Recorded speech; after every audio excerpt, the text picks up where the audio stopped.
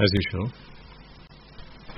we gathered here today to listen to another dispensation of the Lord Buddha's teaching. And before we commence, let us all take a moment to remind ourselves how fortunate we are, how lucky we are, how extremely fortunate we are to be able to listen to this Dhamma, to be able to receive this teaching, the teaching of the Supremely Enlightened One, the Perfect One, the Omniscient One, the Undefeatable One, the Undefeated One, the Unvanquished One. Before we commence then, let us all take a moment to pay homage to the Supremely Enlightened Gautama Lord Buddha.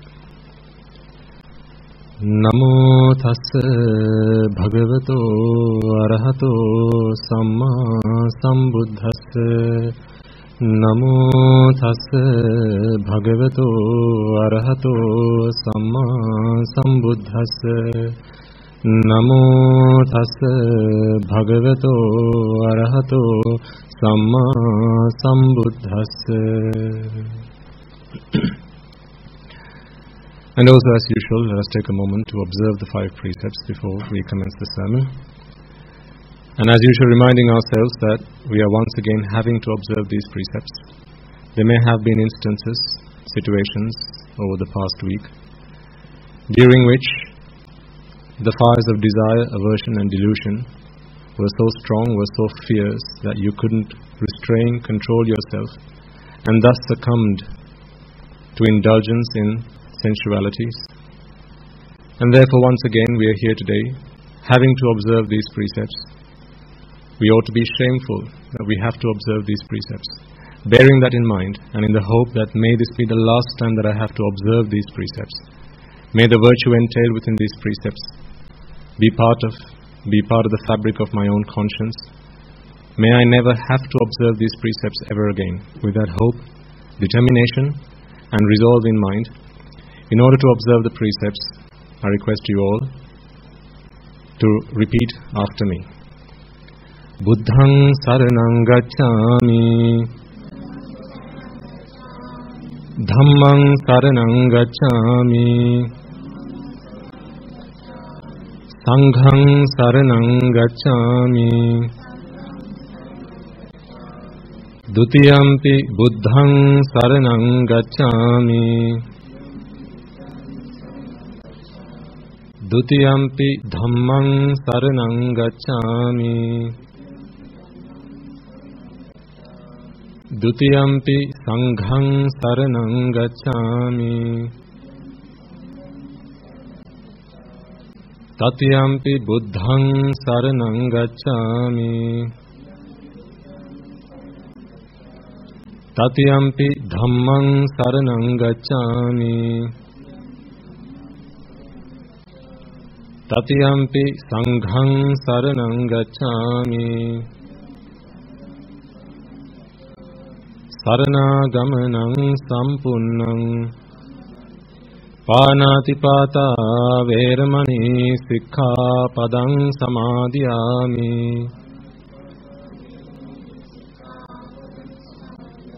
Adinādānā vēramaṇī sikkhapaдаṃ samādhiyāmi,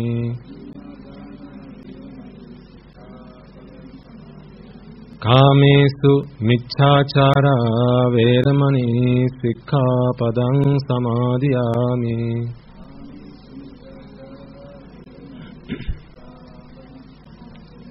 Musāvādā vēramaṇī sikkhapadaṃ samādhiyāmi,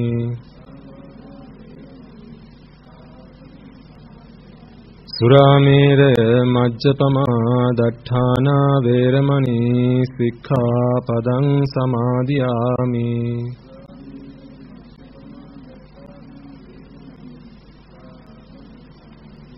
Tisaranena saddhiṃ pañcasīlaṃ dhammaṃ sādhukaṃ surakkhitāṃ khatva appamādena sampādeta. Okay, you may now all be seated.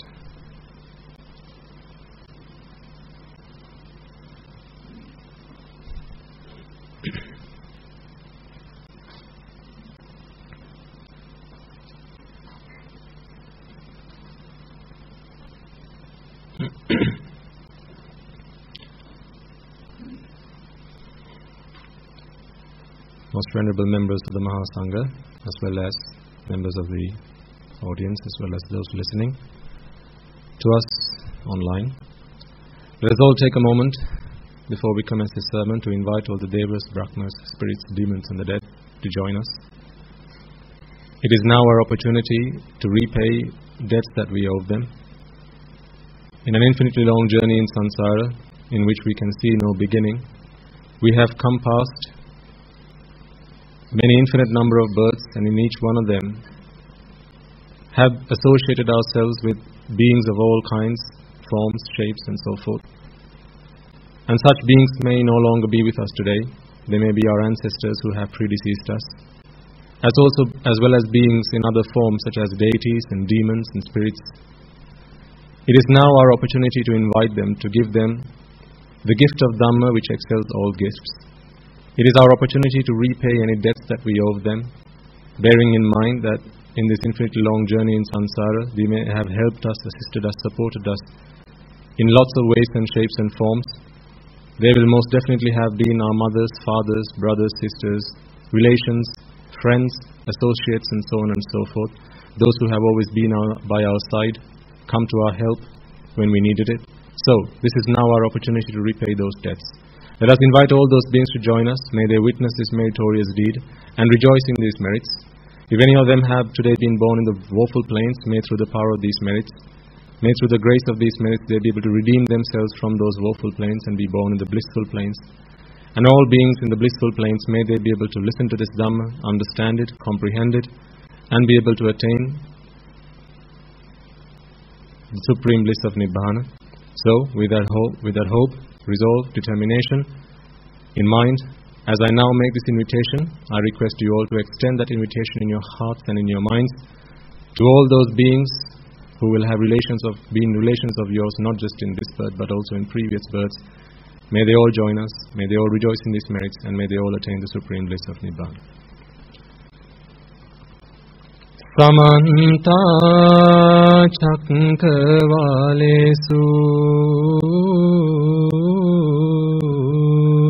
Atra Gacchantu Devata Sadhammam Munirajansa Sunantu Sagga Mokkhadan Dhamma Savana Kalo Ayang Bhadanta Dhamma Savana Kalo Ayang Bhadanta Dhamma Savana Kalo Ayang Bhadanta.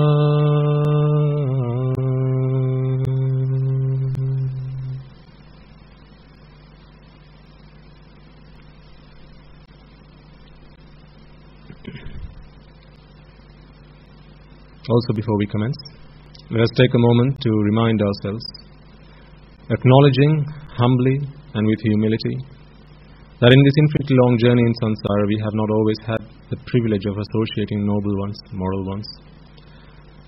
In fact, virtually always our associations have been with immoral, ignoble people. Those associations left us defiled, our minds defiled with raga, dvesha, moha, desire, aversion and delusion, and having been blinded with avidya and tanha, ignorance and attachment, innumerable be the times we will have offended, abused, slandered and desecrated the noble ones, the Samma Sambuddhas, the Pacceka Buddhas, the Arahata Buddhas, Anagamis, Sakurdagamis, Sotapannas, be they on the path or have attained the fruits, as well as the Buddha's ministry, the Sambuddha Shasana.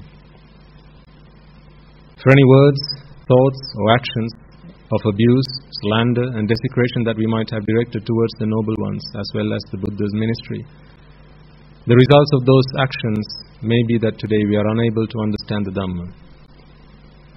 It may be that we are unable to progress in the path of the Dhamma. For some of us it may be that the moment the Dhamma is being preached, you fall asleep. So, before we commence this sermon, let us all take a moment to acknowledge that we are not the saints that we think we are today. We are not who we are today we have not been who we are today in this infinitely long journey in samsara. Countless times we will have abused the Aryas. So, may they all find the compassion within their hearts to forgive us. Let us all take a moment to seek that forgiveness from the noble ones. And finally, let us all make a firm resolve. Let us all make a firm resolve that may through the course of this sermon, if there are any gaps in your understanding, in your knowledge, in your comprehension, which are keeping you from achieving the noble attainments of Sotapanna and the subsequent stages, may through the course of this sermon, you be able to hear those points of Dhamma which will unlock those barriers. May you be able to comprehend this teaching, this philosophy, the Buddha's doctrine, and may through the course of this sermon you be able to attain the state of Sotapanna. And for those among you who have already attained that state, may you be able to fulfill the subsequent stages and attain the supreme bliss of Nibbana. So with that firm hope, resolve and determination in mind, I invite you to prepare yourselves to listen to this sermon.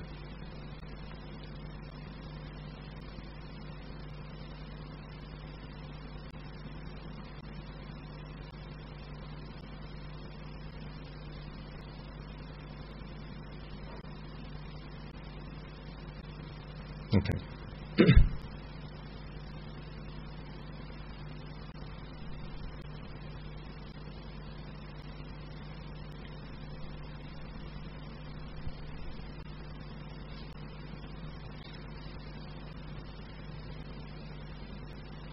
For some people, all that stuff that we say at the beginning of a sermon, that's a lot of preamble. Blah-de-blah-de-blah, just get on with it already. Some people do feel like that. Perhaps, well, no, you don't feel like that, do you? But there's a reason that we contemplate on this stuff. It is no good starting off without paying homage to the Supremely Enlightened One. Because unless we are humble enough to accept that we need a teacher, you are not a student. There's the old adage, when the student is ready, the teacher appears. So when the student is not ready, the teacher does not appear. To be a student, you have to be humble. To be a student, you have to accept that, well, frankly, I know nothing. I'm here to learn. I'm here with open ears, with an open mind. I'm just a blank sheet. Give me all you got. That is the mentality with which we should always listen to a sermon. It does not matter who sat on this seat. Whether it's a senior monk or a novice monk, it really shouldn't matter. In fact, it shouldn't even matter whether it's a clergy or a lay person. Because what you're here to receive is not who I am. What you're here to receive is the Dhamma. There is nothing so rare as the Dhamma. Nothing. Absolutely nothing. Saddhammo paramadullabho, says the Buddha. The Saddhamma is that which is most rare. Even being born human is not that rare. It's not that rare. In fact, the advent of a Buddha is not that rare. We have been blessed with a Buddha. But how many of you actually received the Dhamma until quite late into your lives? For some of you. So there was a Buddha. That much was all good and well, but didn't receive the Dhamma. 30 odd years of my life went past by. I didn't receive the Dhamma. I learnt about the Buddha. I learnt about the Buddha, but not about what he taught. I didn't know what he was here to do. I didn't know his purpose. And following on from that, I didn't know what my purpose was. Having been born human, having come into this world. You see, unless you receive the Dhamma, nothing else really matters. Having been born human does not matter until you receive the Dhamma, does it? It amounts to nothing really. Because this is just another stop on this railway track. This is just another stop. How many times have we all been born humans before? Innumerable times. So it didn't matter any of those times having been born human, because we did not receive the one thing that was most rare. What was that? Absolutely. If you don't receive the Dhamma, then there is simply no point in being born human. It can actually act against you. This is like a person, a madman armed with weapons. All these 10 fingers you have in both hands? Oh boy. Deadly weapons. Yes or no? Well, you know the answer. Deadly weapons. Every weapon that man built was using what? These 10 fingers. So these are the most deadly weapons. Every crime committed, these are your weapons.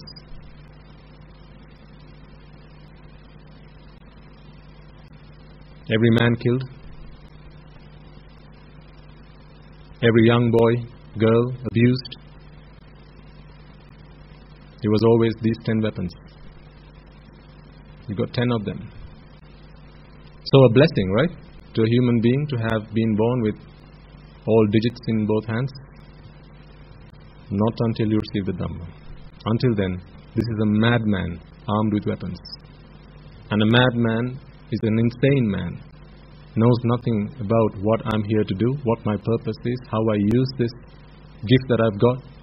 So do you see how if you don't have the gift of Dhamma, then having been born human amounts to nothing, counts to nothing, simply nothing. You're probably better off having been born a cow if you don't receive the Dhamma. What unmeritorious deeds does a cow commit? A four-legged animal like a cow? Which of the 10 unmeritorious deeds does a cow commit? Does it kill another being? Does it steal? Does it engage in sexual misconduct? How about lying? Backstabbing? Frivolous speech?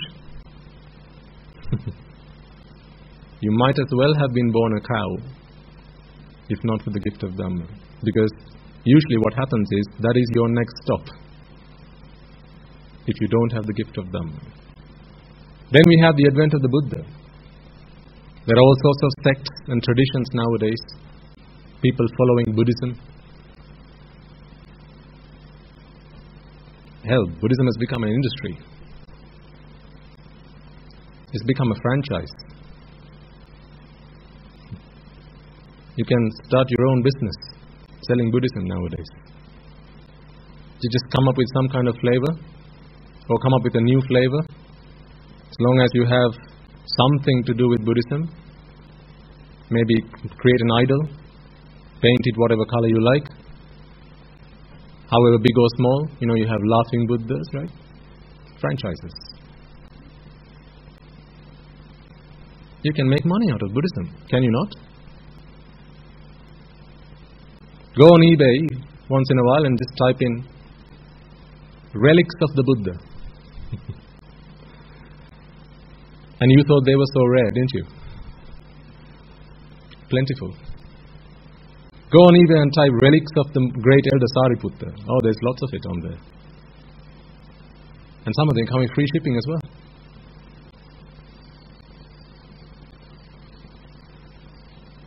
Buddhism has become a business. It has become an enterprise. All because no Dhamma.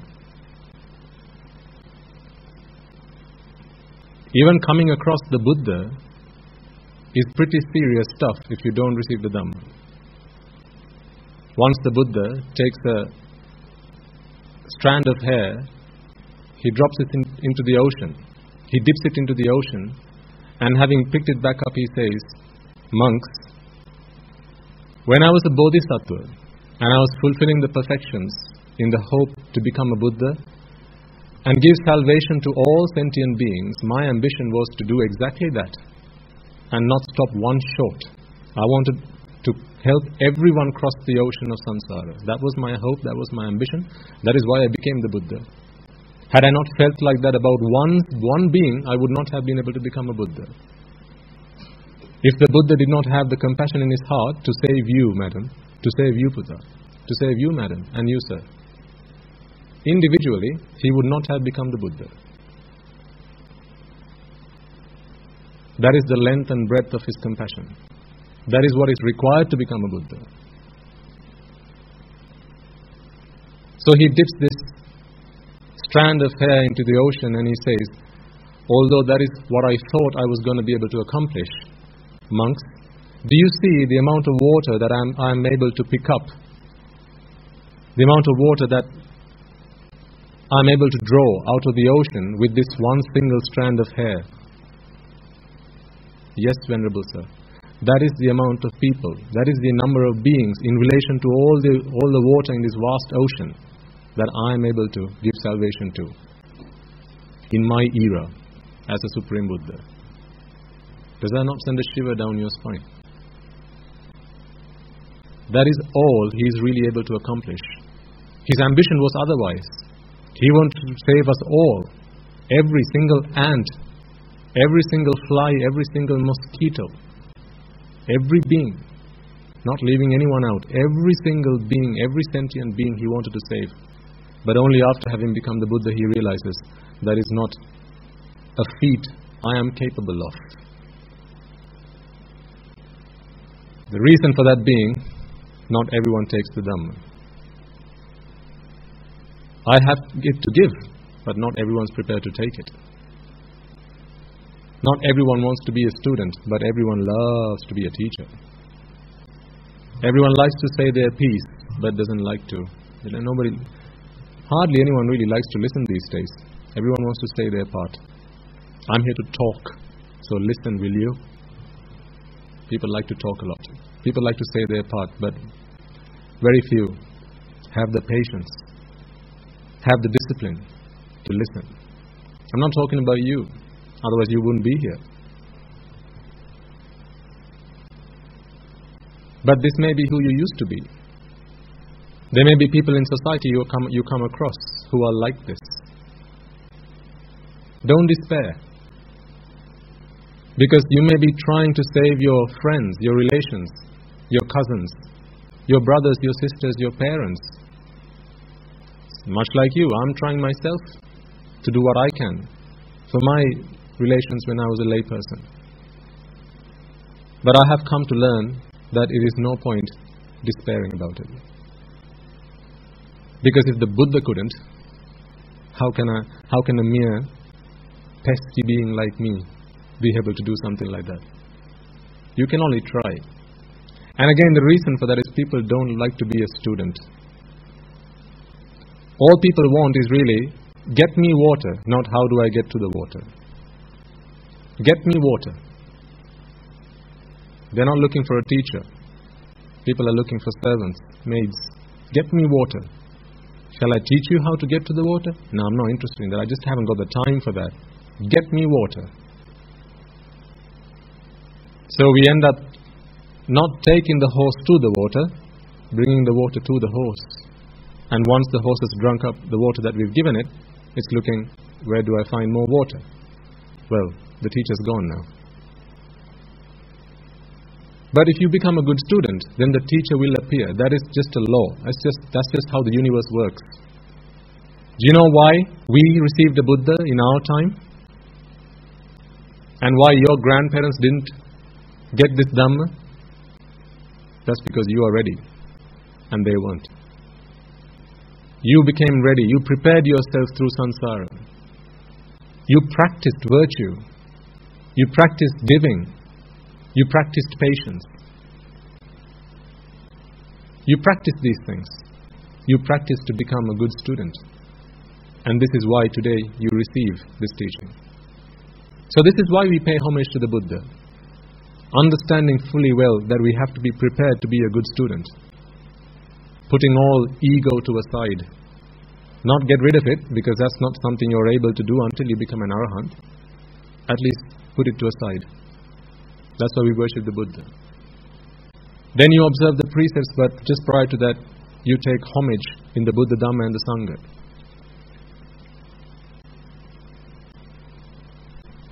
Once you have come to the understanding that there is nothing else in this universe that can really give me any salvation, there is nothing else that can show me the path to true happiness, there is nobody else, no one else you're going to seek refuge in. Until you come to that understanding, you will go elsewhere looking for refuge.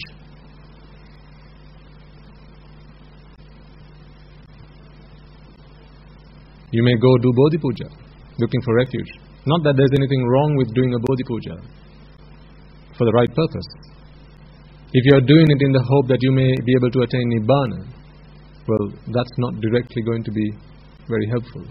It will help you create the environment for it, but it's not going to be the answer to your problem. Others go to other gods, supreme gods. Almighty One, I need help. Save me from samsara. To which the gods will answer back, how can I help you when I'm helpless myself? You can walk up to Jesus Christ and ask Him, Oh Jesus, help me. I'm stuck in samsara. I'm in despair. I'm desolate. Please help me. To which Jesus Christ will only have one answer back. I can show you how to go to the heavens. I can show you how to be with God. But what you're asking me, I have no understanding of. You want a state where there is no being at all? Sorry, I don't get that. That's a concept that is foreign to me, so I can't help you there. Keep trying. Then you'll go to Lord Shiva. Lord Shiva, I need your help. I'm informed that you are the most powerful of all gods. You are the creator, so I'm informed. Please help me. I realize I'm going through this cycle of rebirth, and that brings me suffering every single time I go through this process. Please help me. To which Lord Shiva's response will be, what you're asking me, frankly, I don't know. I have no understanding of how to help you there. I can show you how to perhaps be one with me. I can show you how to join me in my regime. Come and join me in my kingdom. But what you're asking me, where you want to stop birth, I don't have the answer to that. I can't help you there. So, sorry. Keep trying. You may go to the great Allah, and you might ask Him, Oh great God, please help me. I'm stuck in samsara. I don't want to go chasing happiness. I want happiness to come to me. Help me. And the God is going to have to say, Allah is going to have to say, sorry, can't help you there. What you're asking for, I don't know, I don't have it. I can show you how to be with me, but that is as far as I can help you. So, keep trying. So you're going to go around the houses, knocking on people's doors. Help me, I'm stuck in samsara. This is what we've been doing. Until one fine day, you come across not the Buddha, but the Buddha's teaching. Once the Buddha, having attained Buddhahood, he was going somewhere, and he met this Brahmin who was walking about, who actually later on ordained in his ministry. This Brahmin asked the Buddha, who are you? So he sees someone who's looking quite strange, looking odd, not the usual kind of person. Who are you? You look quite interesting. Who are you? And he says, by looking at your bodily characteristics, you look like a victorious one. Are you Jinnah? Jinnah, victorious one. Are you a victorious one? Because even in his time, there were contemporaries, so other religious followers in his time who were all looking for salvation. So everyone, it was a time where people were starting to think. People were starting to explore. Because, people were affluent. They had money, they had property. So they were well off. Much like you are. So we are seeing a repeat of what we used to see back then. So people start asking these questions during that time. We need to find something more than this. This rat race of a life, earning, spending, living, earning, spending, living, earning, spending, living, where's the end to this? There must be something else we can do, something else we can achieve. So people were going about trying to find an answer to this question. So therefore, when they met somebody who looked quite interesting, who looked different, they would ask the question, are you someone who's found it? So that was where this question came from. Are you Jina? Are you the victorious one? To which the Buddha's response was, I am Ananta Jina. I am the infinitely victorious one. There is no one more victorious than I am. I am the infinitely victorious one. And this Brahman's response was, okay, if you say so. And he walked past him. He just walked past him. Who's he walking past? The Supreme Buddha. Cheerio.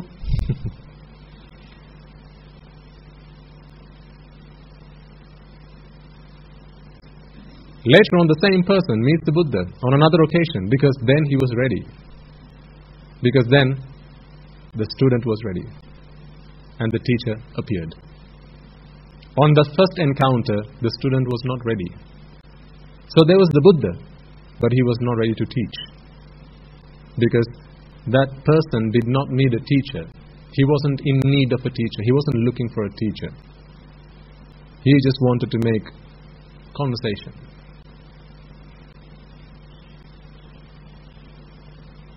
So one day, when you get to listen to the teaching of the Buddha, when you begin to understand anicca, dukkha and anatta, which today I will talk to you about, because as I promised last week, go back to the basics.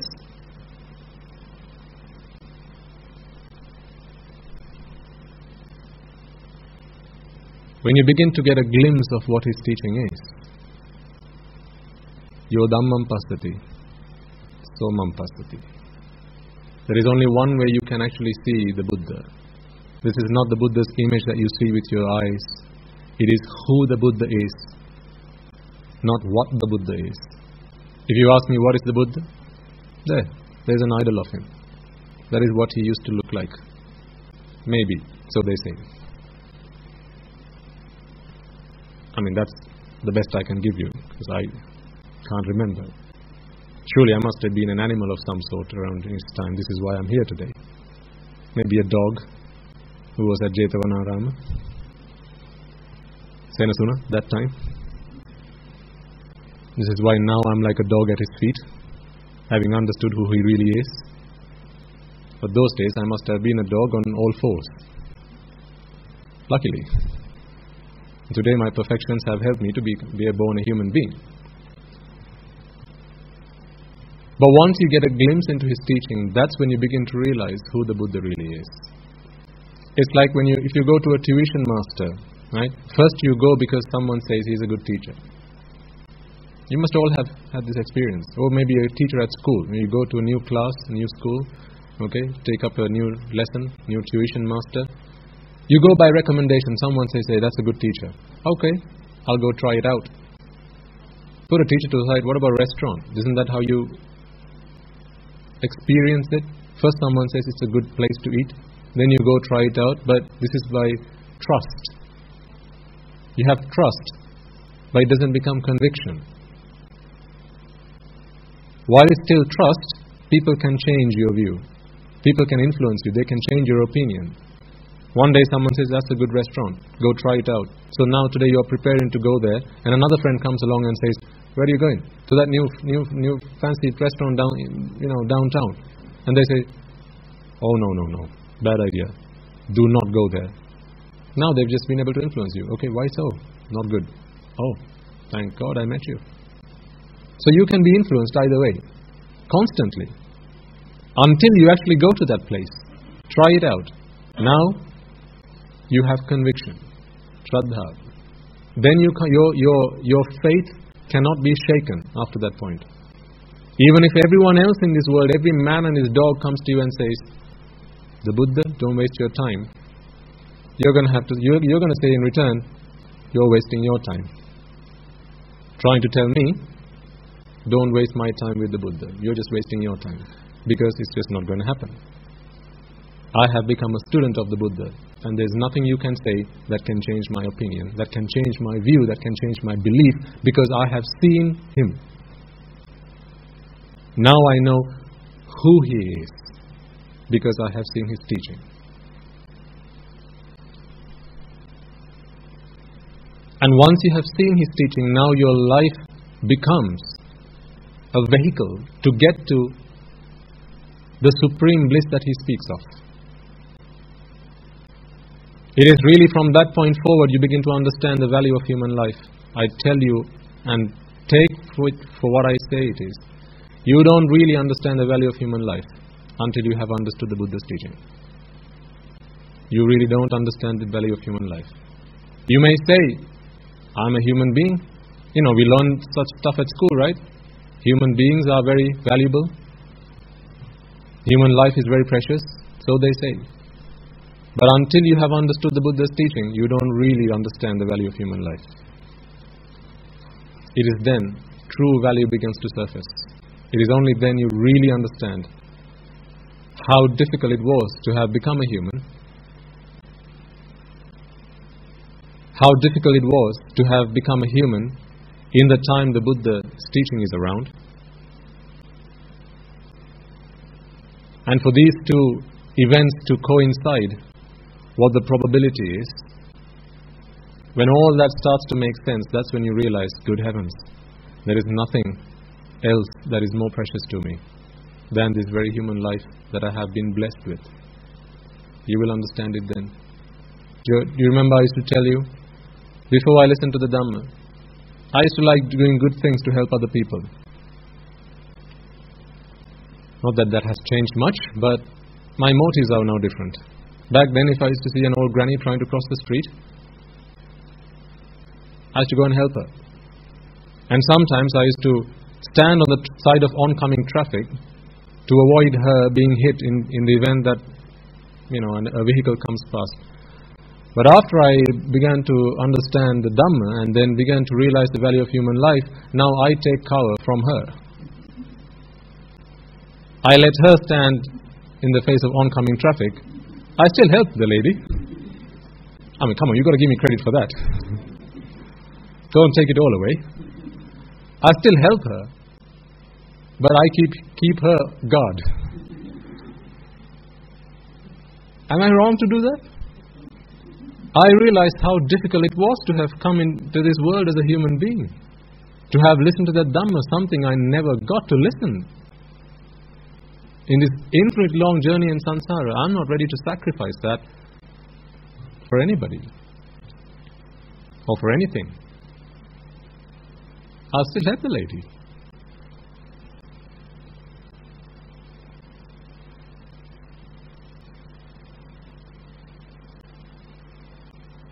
So once you understand the teaching, then you begin to understand what is it now I should do to get there. That is why you say Buddhang Saranang Gacchami, Dhammang Saranang Gacchami, Sanghang Saranang Gacchami. We've discussed about this previously. But like as I promised you, I'm going to take you back to the basics, remind you of some of the fundamental stuff without which you can't build the high castle of Nirvana. You need all this fundamental stuff. Really important stuff. Really, really important. I can't emphasize it enough. Because I know you all lead busy lives. As much as I say, go back and listen to old sermons, previous sermons, I know a lot of you don't have the time for that. Because you have busy lives to lead, so I can't fault you for that. But the only thing I have to say is, give excuses that you can also use when it's time. You can't give any excuses. When death comes knocking on your door, if you can give excuses then, it's okay to give excuses now. Whatever excuses you want to give then, you're free to use them now as well. I don't have time. I'm too busy. I'm the president of the country. I'm a father of 3 children. I'm a busy wife. I'm the president of the club. I'm the secretary who's got to keep on top of all these affairs. I'm a consultant psychiatrist. I'm the best heart surgeon there is, so I'm pretty busy. Right? Whatever excuse you want to give, it's okay. Just make sure you have those excuses ready when Mara comes knocking on your door. Because then, there's only going to be one paper and there are only going to be 3 questions. How much raga? How much dvesha? How much moha do you have left? Unfortunately, there's not a box beneath them asking you what are your extenuating circumstances. There just isn't a box for that. So all these excuses you can keep thinking about now, but I don't think they're going to help you then.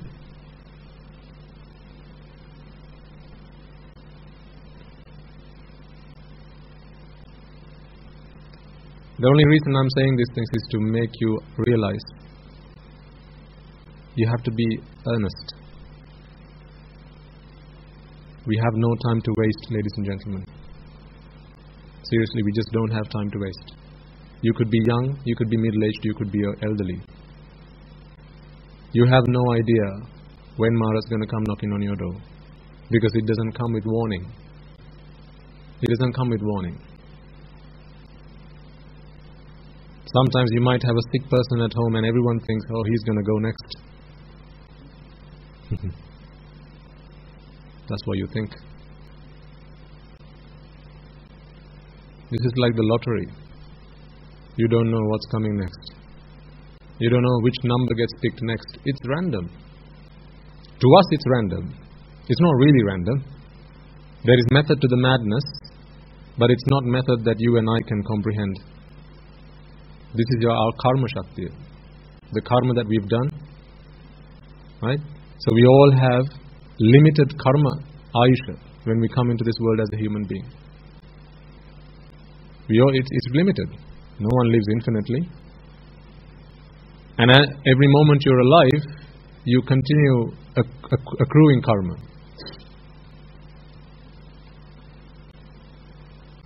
So once the karma has expired, the karmic energy that brought you into this world as a human being has expired, it doesn't matter what age you are now. Now it's time to go. Because it may be your karma bhavya. Your karma bhavya was 1,000 years. So you are good to be born a human for 1,000 years. But much of that time you spend as a gandhabba, floating around waiting for a mother to conceive. Much of that time you spend like that, really. Of the time that we have as a human, the karmic energy to be born human, most of that time really we just spend walking around, going, like gypsies, trying to find a mother. And then one fine day, we are conceived. And you come into this world, but little do you know that you have already expired 950 of the 1,000 as a gandhabba. So little do you know you only have 50 years left. You spend 950 years as a human gandhabba.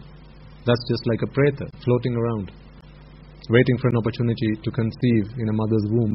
Because although you have done enough merit to have been born as a human gandhabba, you just haven't done enough merit to find a mother and a father to come into this world with a physical body. This is all karma. Stuff that you don't see with your bare eyes, and therefore stuff that you are not willing to accept. Stuff that you are ready to just discard as rubbish, nonsense. Until you enter sammaditthi.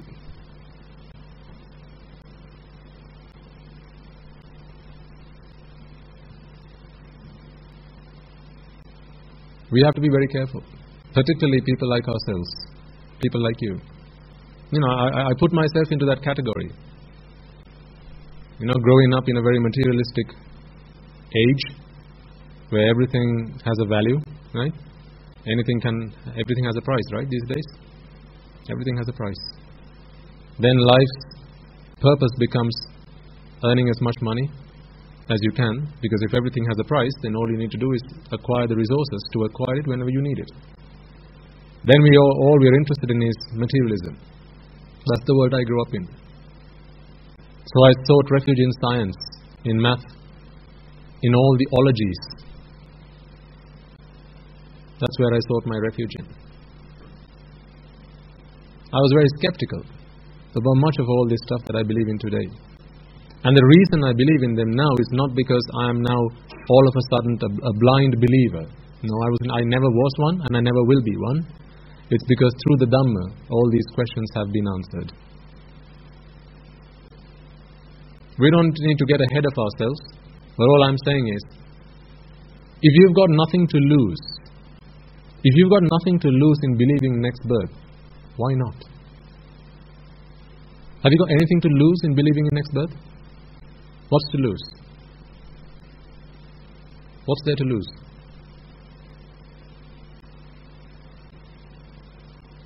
There's nothing to lose. What if there is one? Now there's a lot to lose. Just by chance, if there is a next birth, and you haven't believed in it all this time, then you have lost a lot. Because when it's time to go there, now you can't say, oh, but I didn't know. Well, tough. You didn't ask me before you decided to believe it or not. Tough. So if you're a skeptic, that's okay. But just don't be what they call a permanent skeptic. Niyata mithya drishtika. A permanent skeptic is one who's not even willing to budge. I'm not even willing to consider a next birth, or a previous birth, or that there are pretas, or that there's a hell. I'm not even willing to accept. I'm not even willing to consider. Just talk to the hand. Some people are like that. Start talking to me about hell, I'll go blah, blah, blah. Shut up already. Some people are like that. Because once that wall comes up, now there's nothing you can do to talk to them, at least to get them to sit down and start to talk sense into them. They're not even willing to consider that. But after you see the Dhamma, you're going to see all of this. Paticca can explain everything. Because the hells are a conditioned thing, right? Sankata. And the process that spews out all conditioned things is the Paticca process, dependent origination process. But once you've seen the Paticca, you're a Sotapanna. Once you really get an understanding of it, you're a Sotapanna. Once you're a Sotapanna, it really doesn't matter whether you believe in hell or heaven. Keep heaven to a side. It doesn't matter whether you believe in hell or not, because it's not something that's going to affect you from that point forward. Those who need to know don't want to know. Those who know don't need to know. That's how the world works. I'll repeat. Those who need to know don't want to know. Those who know, they really don't need to know. How much does the Buddha need to know about Paticca? How much does he need to know about it? How much does an Arahant need to know about Paticca? About Anicca Dukkha Anatta? No, he doesn't need to know anything about it. Why? He's accomplished what he needs to. But he's the one who knows. But what he knows, he doesn't need to know anymore. But everyone else, they need to know, but they just don't want to know. Oh, what a pity. Why? This is because that's how the world has been founded. All these systems that are in operation in the world are there to keep the world going, to keep the world turning on its axis. This is how people have to be, so that the world continues to operate. Because one fine day, if everyone becomes a Sotapanna, what happens then? That is going to be the end of everything. So there is no reason for that to happen.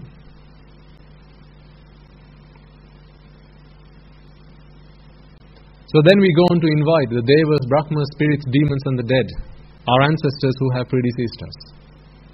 Because these are people, these are beings that we owe a lot to.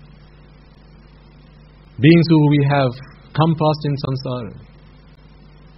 As I sometimes remind you, our mother in our previous birth might have saved you from committing an unmeritorious deed, as a result of which today you have been born into the blissful plane as a human being. But alas, she saved you from that.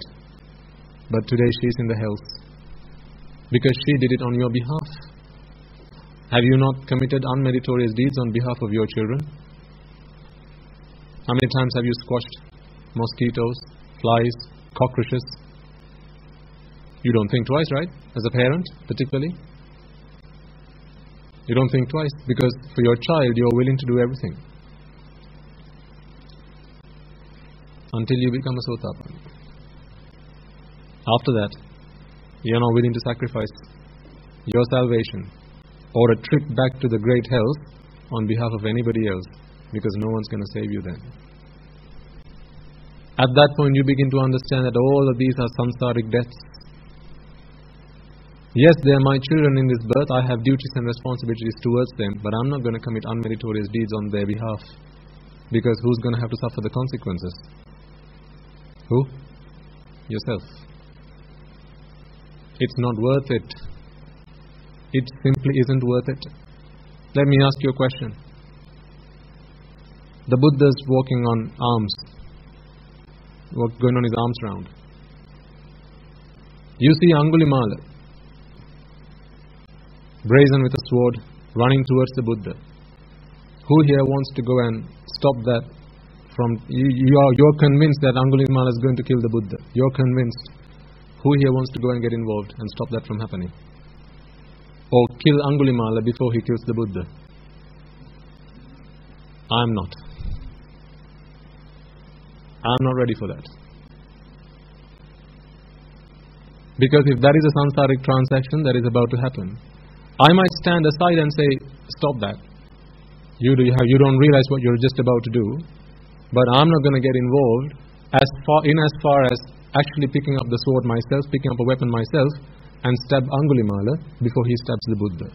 That much I'm not prepared to do. I will not kill on anybody's behalf. I will not steal on anybody's behalf. I will not engage in sensual misconduct on anybody's behalf. I will not lie on anybody's behalf. I will not backstab on anybody's behalf. I'm not prepared to do that. Because if I do that, I have to suffer the consequences. And I am not prepared to suffer the consequences. I am not prepared to sacrifice my nirvana. I am not. Fortunately, I don't have children. So, I don't have a limit, I don't have a line which, when crossed, sometimes you feel I have no choice. Fortunately, I don't have that line. This invisible line. At that point, I might have to consider I don't have that line to cross. So I'm lucky in that sense. But you have to be careful. So try and make sure that you don't find yourself in that situation. And the best way to do that, as I keep relentlessly telling you, reminding you every time, give your children the gift of Dhamma. Because when you do so, chances are they're not going to find themselves in those situations where you have to get involved. You have to intervene to stop them and to stop them falling into danger by causing danger or harm or damage to somebody else. 90% of that is going to stop if you give them the gift of Dhamma. Things like cockroaches and snakes and things like that, well, there's not really much you can do. But again, that's also the result of karma, bad karma. Why does a snake bite you? Because you gave it dana in the previous birth? No, because you did something similar to that poor animal. So again, that birth, you didn't have the Dhamma. That's why. When there is no Dhamma, there's no insurance plan for you. But when you have the Dhamma, Dhammang have rakkati Dhammachari. One who practices the Dhamma is protected by the Dhamma itself. Then you don't need a mother or a father to protect you. In many ways. So, we have a duty and a responsibility to transfer merits to them, as well as invite them to join us and rejoice in the merits that we are about to acquire. A sermon like this, remember, this sermon, as well as all other sermons that are being conducted throughout the world, this can only happen in this 10,000 world systems, and not any world beyond that. Because beyond these 10,000 world systems, they didn't receive a Buddha. No one beyond these 10,000 world systems was able to listen to the Buddha. A Buddha comes into the Jambudvipa, and his dispensation is valid, lasts, or his proclamation is, his purview is to 100,000 world systems. 100,000 world systems. But in that 100,000 world systems, it only reaches as far as 10,000 world systems. Lots of big numbers. Yes, you just need to know you're lucky to be here. That's all you need to know. You're so lucky to be here. But I'm sometimes giving you these numbers just to put into context for you just a little bit, to help you realize how lucky you are, and why we do the things that we do. And it's not just a bit of preamble that we go through at the start of a sermon, not just because it's nice to say something before we start. You're only here for 2.5 hours. Every moment you spend here is very precious, to you as much as to me, because this is my turn to pay my debts to you. How many times will you have been my mothers and fathers in this sansara? Ever since I ordained, you have become my mothers and fathers, because you feed me, you clothe me, you give me shelter, you give me medicines. But how many times have you been my biological mother and father? So this is my only opportunity to repay my debts to you. So every hour, every minute, every second you spend here is very precious to me. I just hope it's as precious to you.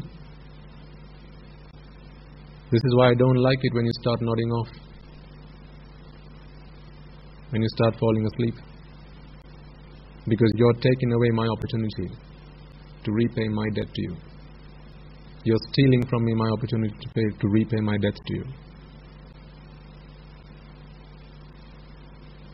If the only way to repay debts to your parents is by giving them the gift of Dhamma, and even by keeping them on either shoulder, you feed them, you dress them, you clothe them, you clean them up for 100 years and you still haven't repaid debt. This is whose words? The Buddha's. The only way to repay your debt is by giving them the gift of Dhamma. Well, I'm asking you, give me that opportunity. Don't steal it from me. This is why I say, even when you come to meditation programs, as I have seen some of your faces starting to appear, which is great. Well done.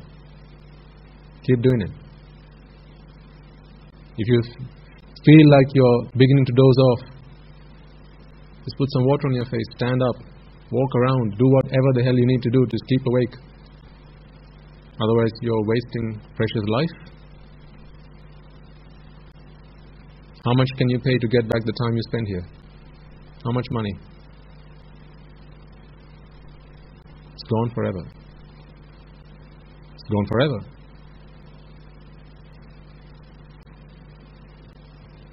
So we have debts to pay, not just in this birth, but also in previous births.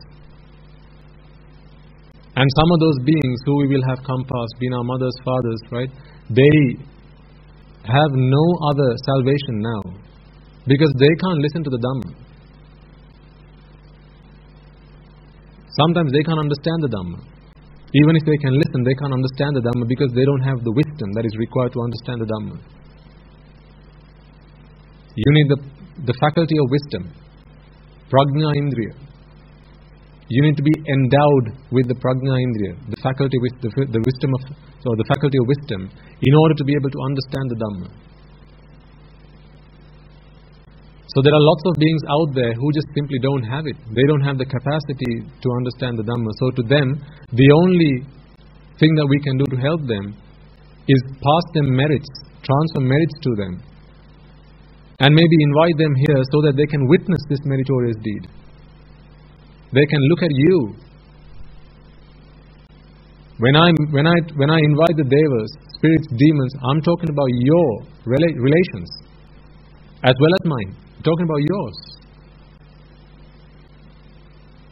So you have to. This is something you have to do actively. This is not a passive process. You have to actively in your mind. This is why I say, in your minds and in your hearts, extend that invitation out in your minds and in your hearts to all your relations in your past births. You don't have to know them by name. Of course you're not going to know them by name. But just the thought is enough. Because although you don't know them by name, they'll know you. Even if not by name, they will know that you are the only person from whom they can actually acquire merit. So they are waiting for that opportunity. They are waiting for a chance. They are waiting for you to confer those merits. And some of these beings, they will keep troubling you. If you're the only person from whom they can actually acquire merit, and if that's the only chance that they have to redeem themselves from being a preta and come back into a human life or as a deva, if you're the only chance they have, they're not going to let you be at peace. A lot of people come to the monastery talking about issues and troubles that they have, sometimes falling asleep, sometimes just living a normal life. Some people are obsessed or possessed even by beings who have been their mothers, fathers, grandparents, either in previous births or in this birth, because that's where they were attached to. Once you're attached to something, death does not necessarily sever those bonds. You'll keep coming back. Like if you're still attached to human life, if you're attached to being a human, if you have enough merit, you'll keep coming back and being born as a human. So those pretas, they don't have enough merit to be born a human, but nevertheless they're still attached to you because you were their son, you were their daughter, you were their husband or wife. It was you that they were most strongly attached to in their last moments. So they pass away, be born as a preta. And now, those bonds have not been severed, certainly not to them, so they just keep coming back to you. And then they'll start troubling you. They may, not always, but may. They may start troubling you. Particularly when you are now determined to attain Nibbana. Because you have debts which are yet to be repaid. Some of them will be saying, you took my land, which was not yours. I did not write it to you, but you took it. That was unjust. That was not rightfully yours, and yet you took it. Now give it back. And they'll keep coming after you for that. You didn't give them the gift of Dhamma. They weren't fortunate enough to receive the gift of Dhamma.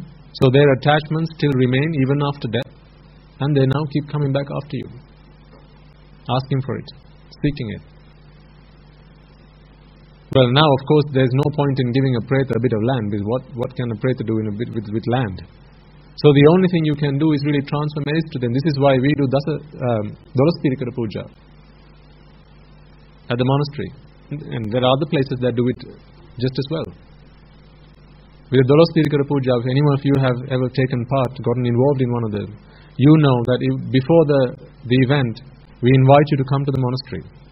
And we talk you through what is the significance of doing this? Why is it that there is no other way to actually repay those debts now, because it's too late for them?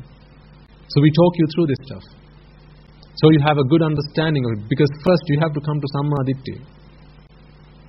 At least worldly Sammaditthi, Laukika Sammaditthi.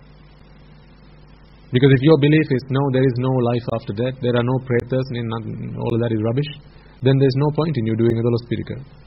Because in your mind, you're not transferring the merits to them. So they haven't got a chance to access it. You have to give. Then they can take. They can't take by force. You have to give.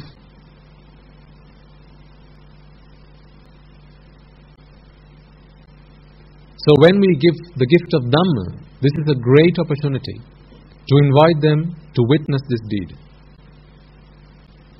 Invite them to see you sitting down, listening to the Dhamma. And that can only also work if, when they were a human, at least in some way, shape or form, they got involved in some kind of offering or worshipping the Buddha or something like that. If they were beings where, they were completely against Buddhist practices, rituals and things like that,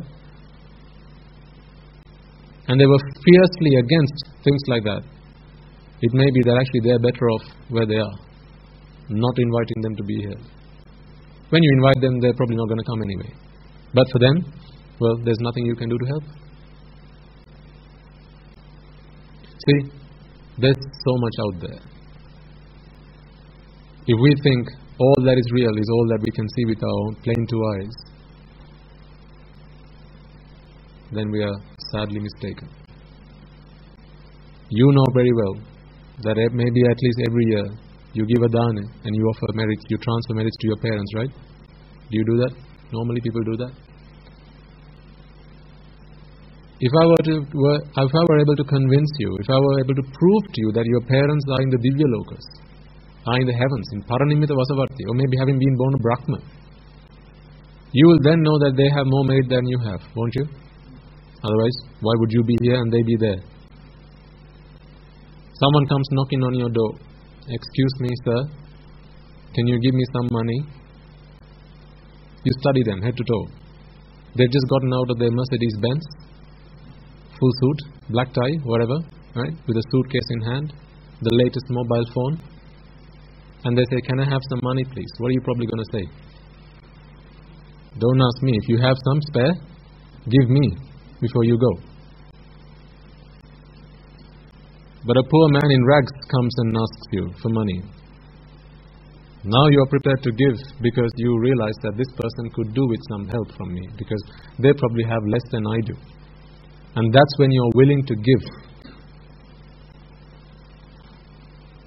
Not talking about charity for the purpose of, you don't give it to the Sangha because they have less than you have. That's not the reason you give to this Mahasangha. It is out of respect.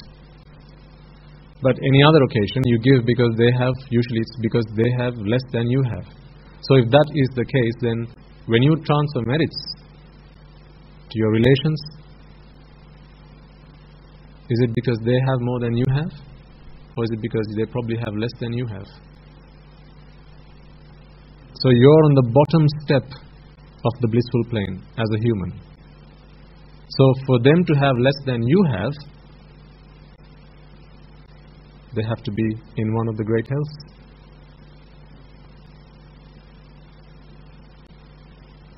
And not all beings in the hells can actually accept merit. Only certain types of pretas can accept merit. So this is why when you do a Dolaspirikara, you acknowledge that throughout this journey in samsara there are lots of beings I have been indebted to, and it is now my opportunity to repay those debts.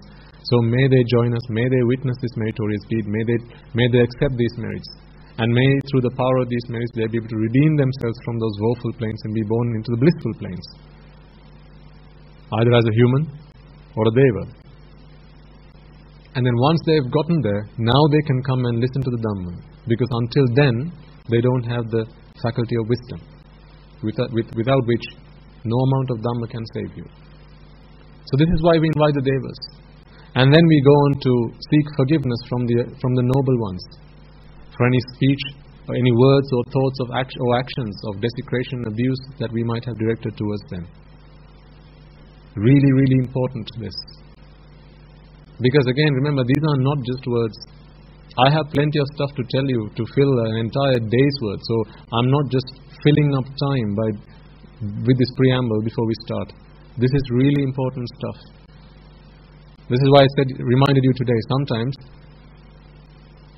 doing anything else, you have no problem. The moment you start to listen to a sermon, start falling asleep. Some people are like that. Watching TV, no problem. Playing on the computer, no problem. Reading a newspaper, no problem. Listen to music, no problem. Sermon, sleep. Meditation, sleep. You can't blame them for that.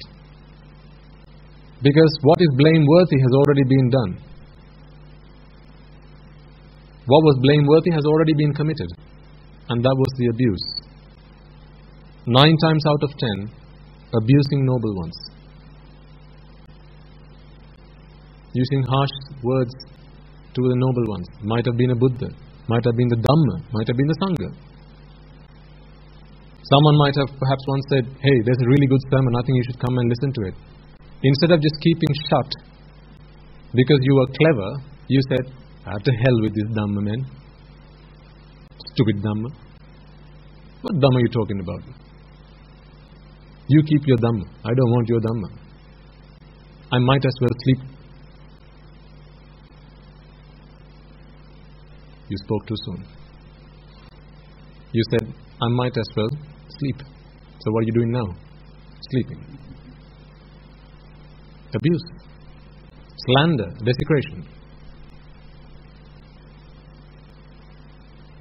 Really, really, really dangerous stuff. If you don't know what you're messing with, just don't mess with it. If you don't want it, just stand back and say, no, thank you. Be respectful nevertheless.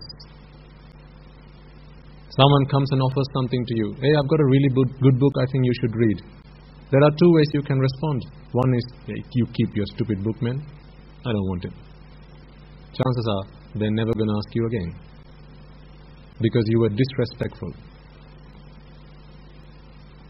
Or the alternative is, thank you. Why don't you leave it? I'll read it when I get a chance. Or, I'm not really in the mood of reading one right now. If I want it, I'll come back to you later. At least you were respectful. If you were respectful, then they'll come back to you one day. Or if you want it, maybe you are in a state in which you need the advice, you need the instruction that was in that book, and then your friend will say, you know that book I told you should read that day, I think you really should read it now. But had your response been the former, keep your book and shove it where the sun don't shine, they're probably not going to ask you again. The same goes for the Dhamma. This is why you have to be so careful in your dealings with the Buddha, Dhamma and the Sangha. Before I start my meditation every time, seek forgiveness from the Aryas, the Buddha, the Dhamma and the Sangha.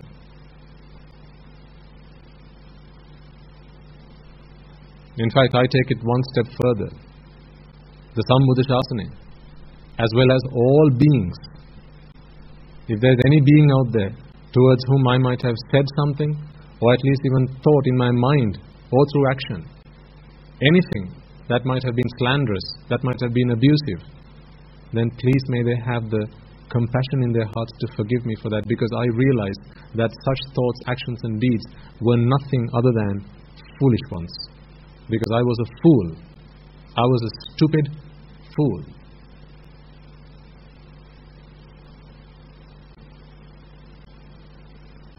And that is why I say you have to be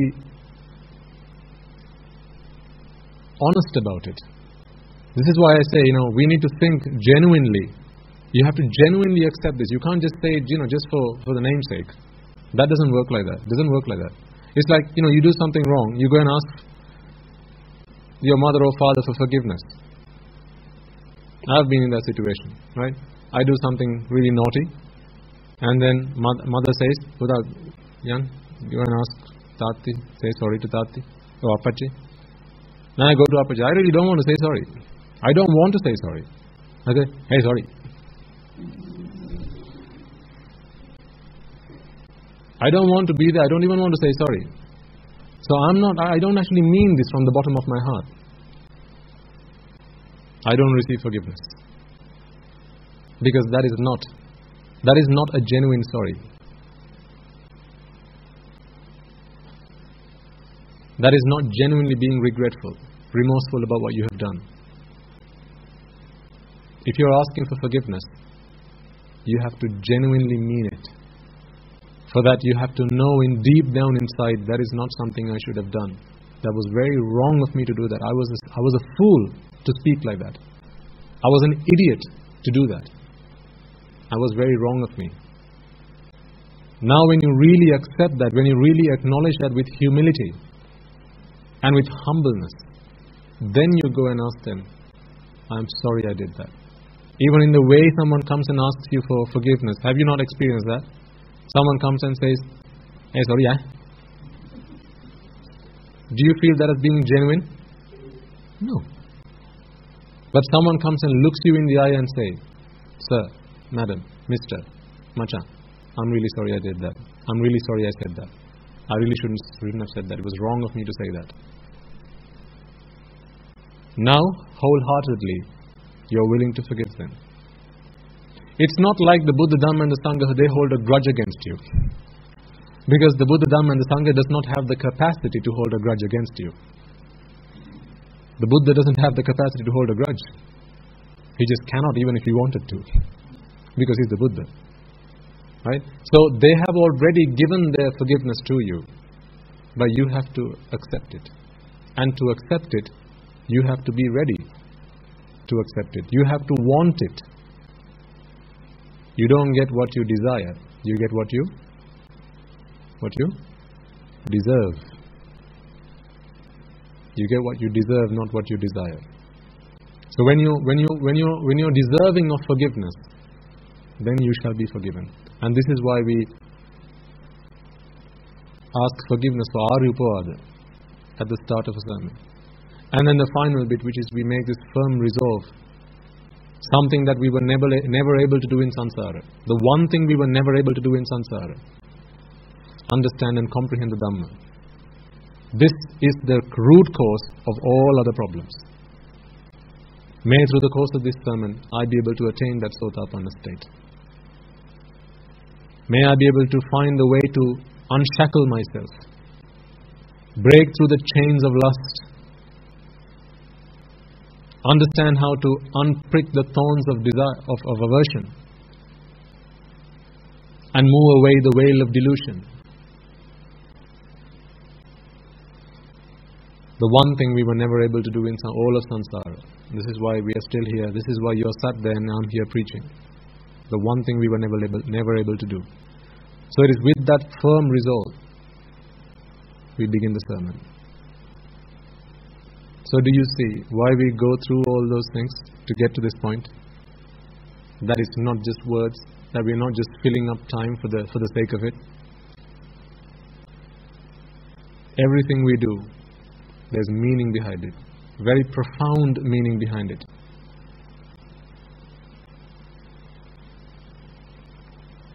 All this, when was the last time you went into your science class, right? And you worshipped your science teacher and asked for Arupada, to be forgiven for Arupada, and then made a firm resolve, may through the course of this science lecture I be able to understand that F equals MA. When was the last time you did that? Because you don't need to do that. To understand science, you just need intelligence. You don't need wisdom. To understand math or any of these ologies, you don't need the faculty of wisdom. You don't need the blessings of the Buddha for that. You don't need the blessings of the Aryas for that. Yes, of course, your teacher must be prepared to teach you. But that, for as long as they're able to see that you are prepared to learn, they're willing to teach you. Nowadays, they don't expect a lot anyway. A lot of teachers, they don't expect much from their students, which I think is a real shame anyway. But that's a chat for another day. I think teachers should be more expecting of their students, at least to teach them that learn to be a good student. Otherwise, all you're leaving here is with science, a degree, maths, another degree, but you're no better a person than you came here. You're no better a person. You're more knowledgeable, but that really doesn't amount for much. But hey, that's for another day. So, even if you don't do it in a science lecture, this is why we do it in these sermons, because this is the one thing that we were never able to do in all of samsara. Shall I tell you something you may already know? You're all so very poor. You're very poor. Although you might think you're wealthy, you might think you're well-to-do, well-off, dare I say, you're all very poor compared to how wealthy you've been in previous lives in samsara. There was a time when you were a wheel-turning monarch, Sakwiti Raja. What do you have compared to when you were a wheel-turning monarch today? What do you have now? There was a time when you owned, when all the 4 human worlds were under your regime. What do you have today to your name? There were plenty of times when you were the Sakra God.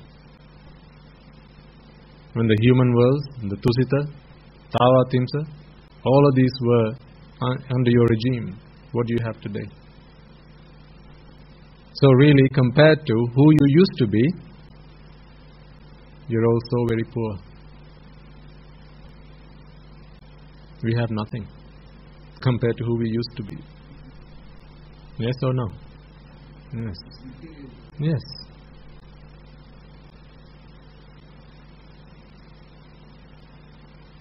But in another sense,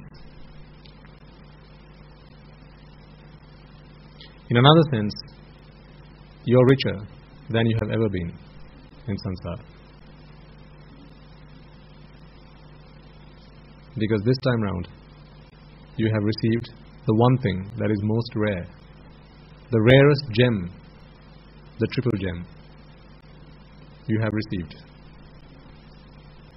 And in that sense, you are richer, you're wealthier than you have ever been in samsara. Appamadena sampadeta. Be mindful about that. And don't be wasting of time. Because it's probably not going to be around forever. Certainly not in our lifetime.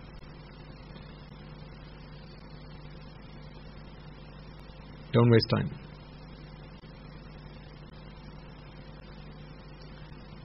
So, all this because I want to emphasize to you and I want to remind you, what are we here to accomplish?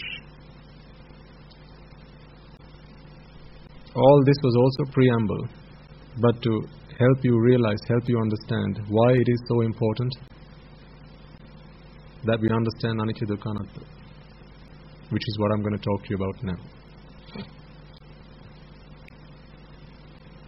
Now it may be that some of you know this pretty well, so that's great.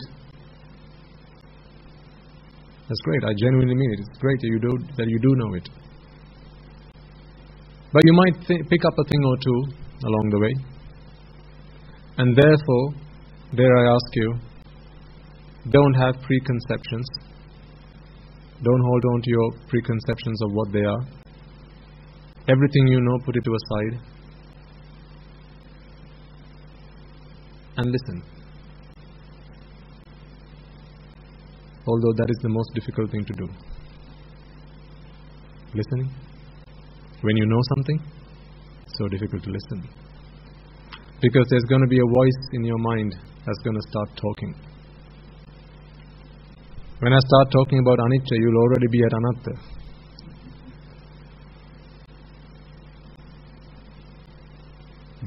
This is the nature of, this is why we have to talk about anicca dukkha anatta. This restlessness that's inside of us. So try and contain it. And that will pay dividends if you're careful. Why do we study anicca dukkha anatta? So, you can answer questions, that's okay. Don't pretend you don't know the answers. Although in meditation programs, I ask the people who come, pretend that you don't know anything. And then I ask questions and they all start answering. So what did I just tell you? Forget everything you know. Why you started answering already? But today I'm not saying that. So you don't have to pretend you don't know anything. All I'm asking you is, whatever you do know, just put it to a side. And if I ask you a question, then please feel free to answer. So, where does it all start? Why are we even bothered about anicca dukkha anatta? Why are we done with talking about how do you lead a good life? Duties and responsibilities, do all that stuff, right? Be a good citizen. We do talk about all these things, but why is the crux of our master's teaching anicca, dukkha and anatta? Why is that the center? of everything. It's because we are trying to find a solution to a problem. Right? We are trying to find a solution to a problem. We are always trying to find a solution to a problem. Life itself is a problem. Just going through life is a problem. Simple things like, what do I have for lunch tonight? Dinner, today, or what do I have for dinner tonight? Even things like that are problems. So constantly we go through life trying to find solutions to our problems. What are you going to study for your O-levels and A-levels? What university are you going to go to when you grow up? No, you're not. You're going to come to the monastery, that's why. But these are all problems.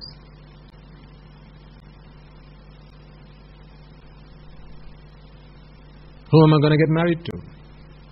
Right? Young children have these problems. What is your ambition? Someone asks. People get stuck.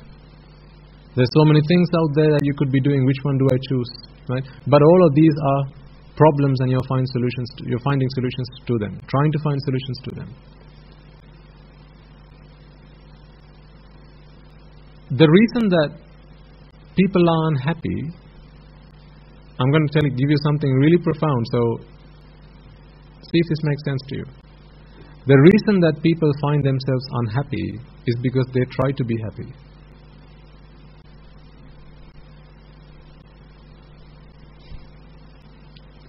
Very simply. Putting it very simply, the reason that people are so unhappy is because they're always trying to be happy. The reason that people are still not at peace is because they're still trying to find peace. The reason that people are still not free is because they're still trying to find freedom. What do we learn at school? I don't know if the irony of this strikes you, right? We have free education. Yeah? So, thankfully we have free education. We should all be grateful for that. It strikes me the irony of this. Free education that does not educate you to be free.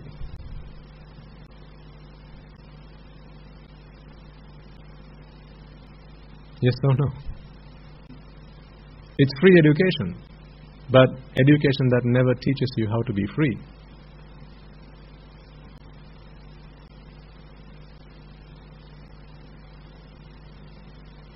The Buddha's doctrine is the education that teaches you how to be free. That is the real free education. So who was the founder of free education? Dr. CWW?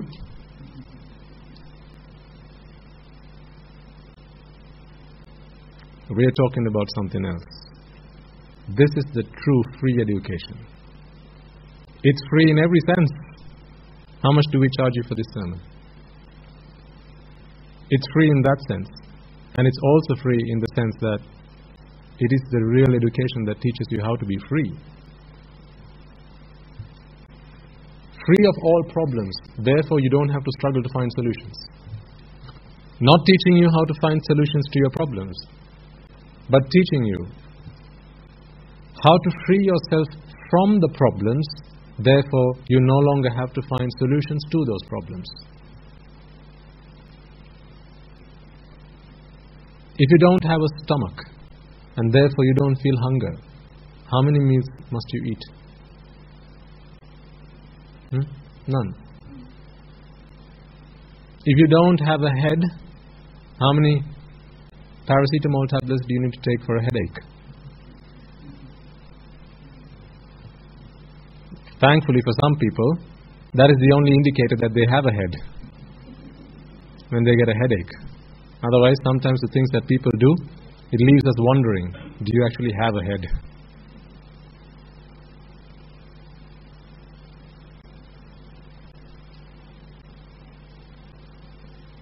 This is why when people bring alms to the monastery, our devotees, when they bring alms to the monastery, and I sometimes get hold of the mic to say a few words, I usually remind them, today what you're expecting is hopefully that the monks have found the meal delicious, they have found it appetizing.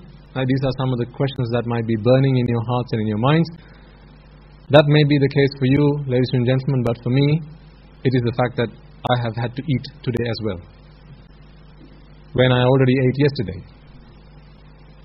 And eating today does not mean I don't have to eat tomorrow. I have to eat tomorrow as well. That is my biggest problem, not what you fed me, or not what it tasted like. The fact that I have to eat is my biggest problem. And gradually this has to become your biggest problem too. You have to become frustrated, ladies and gentlemen, that you have to eat. Not that you can't find what you want to eat.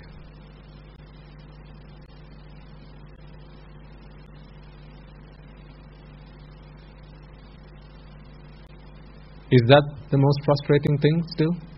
You want to eat something and you can't find it because all the shops are shut. All the takeaways are shut, so you can't grab yourself a pizza at... What time do they shut? I don't know. 2 o'clock in the morning? 11:30? 12? Do they never shut? 8 o'clock in the night. Thank you, sir. He knows. So if a minute past 8 o'clock, you suddenly feel the urge to have a pizza, now you will become frustrated, because you have a vexation deep down inside and there is no way to relieve yourself of that vexation. So you have a problem and alas, you can't find a solution to it. That is the cause for frustration. Until one day, you begin to understand the Dhamma, and then you realize, I feel the urge to eat a pizza. That is the problem.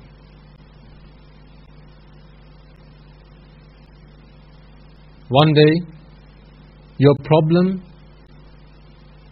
is not going to be your vexation. Vexation is going to be your biggest problem. Every problem is a vexation, right? Until one day you realize that vexation is your biggest problem. And when you realize that, now you'll try to find a solution to that original problem. It all works the same way. First you have to identify the problem. Then you have to identify the cause for the problem. Then you have to understand that there is a solution to the problem. And then finally there's a path to the solution for the problem. And then you have to follow that path. This is the Buddha's teaching. The Four Noble Truths. The only difference is identifying the right problem. Until you identify the right problem, you're going to start finding solutions to the wrong problem. If hunger is your biggest problem, then you're going to start finding solutions to hunger. Let's consider that as an example, right? Hunger, problem. What's the cause for hunger? My stomach is empty. So what is the solution? Fill it with food. What's the path to filling your stomach with food? Either it's the path from the bedroom to the kitchen, or the path from the bedroom to wherever your phone is, so you can dial a takeaway, or a drive-through, right? So this is what is going to be your Four Noble Truths. You shouldn't really be calling them noble truths. These are your four truths. Your four truths. Problem, I have a problem. I need a solution. So I have to first find the cause for the problem, then the solution, and then the path to the solution. Until you realize, actually no, that's not the real problem. The real problem is the fact that I feel hungry. Not because my tummy is empty, but because I have a stomach in the first place.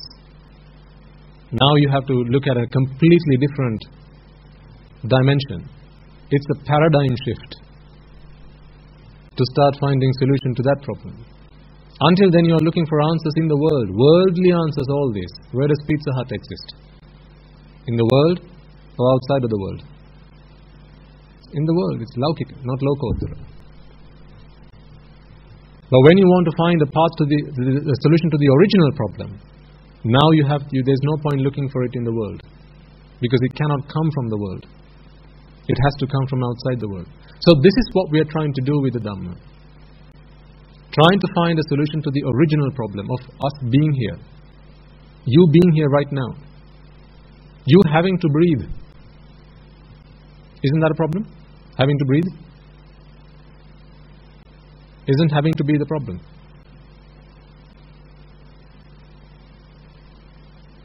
You will experience the symptoms of it if you are put into somewhere where there is low pressure.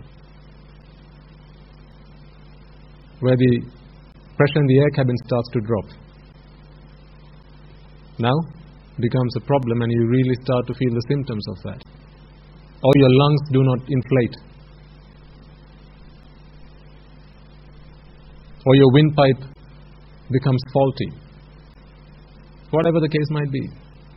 But all these problems exist because you still have the original problem, which is you still have to breathe. If you didn't have to breathe, then none of these problems are really problems to you. Do you understand so far? Yes. Simple stuff. So then we have to start finding the original problem, and that is being born, being here right now. Then you have to ask the question, well, why am I here right now? Because for as long as I'm here, I have to go through old age. I have to go through sickness. Parts of my body are going to start to break, fall apart. And then I have to fix them. I have to attend to my children who go through the same ailments. I have to fend for myself. I have to earn myself a living. I have to educate myself. All of these are solutions to worldly problems. And all of these you have to do because you're here right now, because you came into this world. That is why the Buddha starts with jati. He says, find the cause for jati. And then start going backwards until you get to the root cause. With Paticcasamuppada you'll have all, come across avidya paccaya sankhara, sankhara paccaya vijnana and so on and so forth until it gets to bhava paccaya jati, right? And then after jati, it's all downhill from there. Jati paccaya jara, marana, shoka, parideva, dukkha, domanassa. Right? All this is downhill from jati. So if you've gotten as far as jati, then it's downhill from there. So we need to find a way to not get as far as jati, which is birth. If you put it in quite simple terms, birth. If you are born, you can't help it but grow old. Why have you grown old? Because you were born. Why did you fall ill? Because you were born. Why will you die one day? Because you were born. Why do you become hungry? Why do your arms and legs and limbs break? Why does your hair start going grey? Why do your teeth start decaying? Why do you get ulcers, lung cancers, brain cancers, tumors, right? All these things, why? Born. Because you're born. Once you're born, you can't stop it. Now it's just downhill. It's like those slides in the play, what do you call them? What slide was that? A water slide? I can't hear the first bit of what you're saying. What slide? Mat slide. Oh, mat slide, thank you. Sorry, I couldn't catch what you're saying. Mat slides. So once you've gone over the edge, now there's no stopping. Roller coasters, another example. If you've gone over the edge, now it's downhill from there. There's no stopping. So if you have reached that point, then there is no going back except going down. There is nothing now you can do. See, there is nothing you can do to stop growing old. You can try, but you can't stop it. There is nothing any one of you can do to stop death. You can try, but you can't stop it. You can run, but you can't hide. No matter where you go, it's going to come after you. You might want to travel to the other end of the galaxy, but it's still going to come after you. You can't stop that. You can't stop feeling hunger. One guy says, well, I could get rid of my stomach. Well, yes, your stomach was not going to feel hungry, but the rest of your body still needs nutrition. You've taken out the only way you can feed the rest of your body. So that's not an answer. If you have been born, you can't stop other people from shouting at you, insulting you, hitting you. You can't stop it from happening. Can any of you do that? But you do try to do it, don't you? You try to stop that from happening, but you can't. You try to bring your children up in the best way you can, but you can't say it always works out.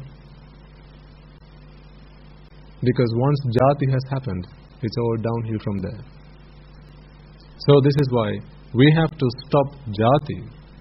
We have to stop birth.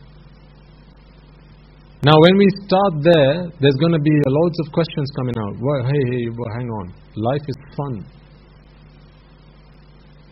Why are you saying stop birth? Because birth is fun. I mean, we celebrate the arrival of a new baby. Do we not celebrate the arrival of a new baby? Yes. You throw a party, baby showers. We celebrate the arrival of a new baby, newcomer.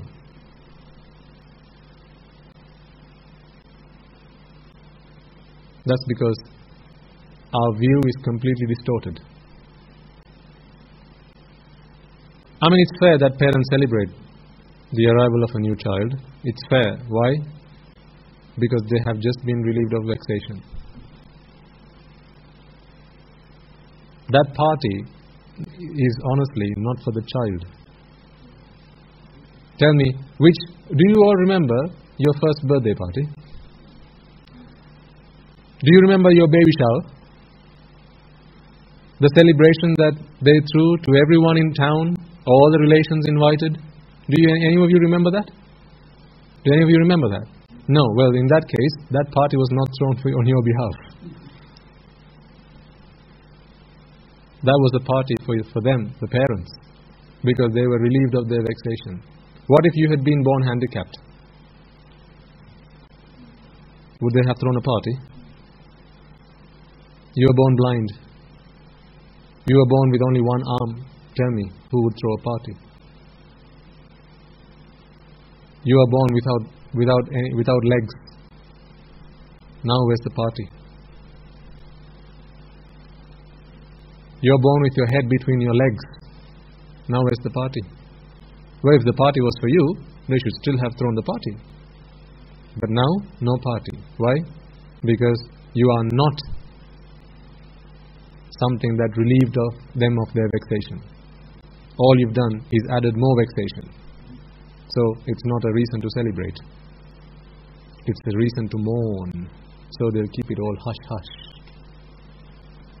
Let's not even talk about it. It becomes a sensitive topic. Don't talk to her about her new child. It's very sensitive for her.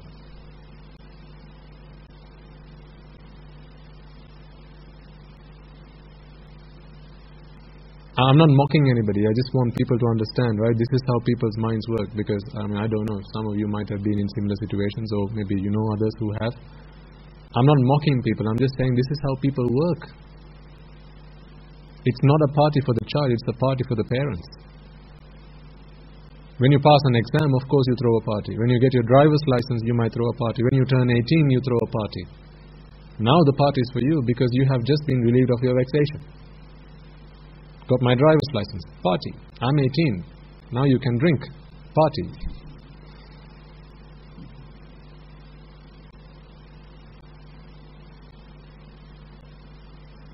Relief from vexation. Time to celebrate.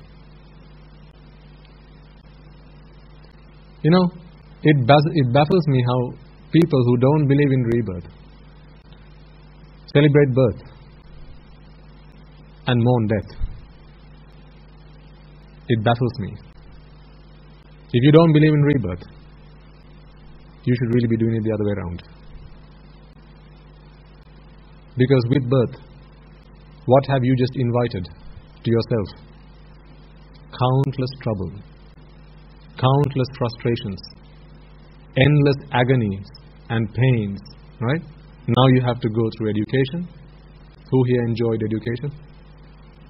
Now you have to sit all the exams. Now you have to go through fights, brawls at school, right? Getting shouted at, yelled at, screamed at. Now you have to get hit by your parents. Yes? Yes? Yes? Yes. She says yes.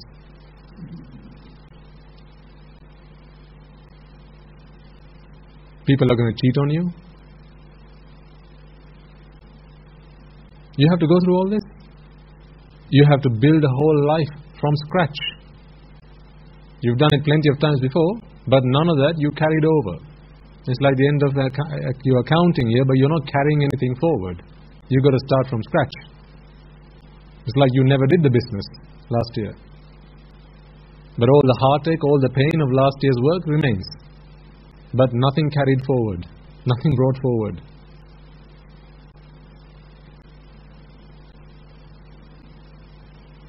And then, what about all the diseases that come? Again, from scratch. Measles.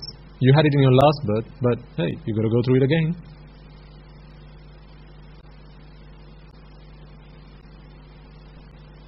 But I got shot my vaccines last birth. Oh, tough. You got to get them again.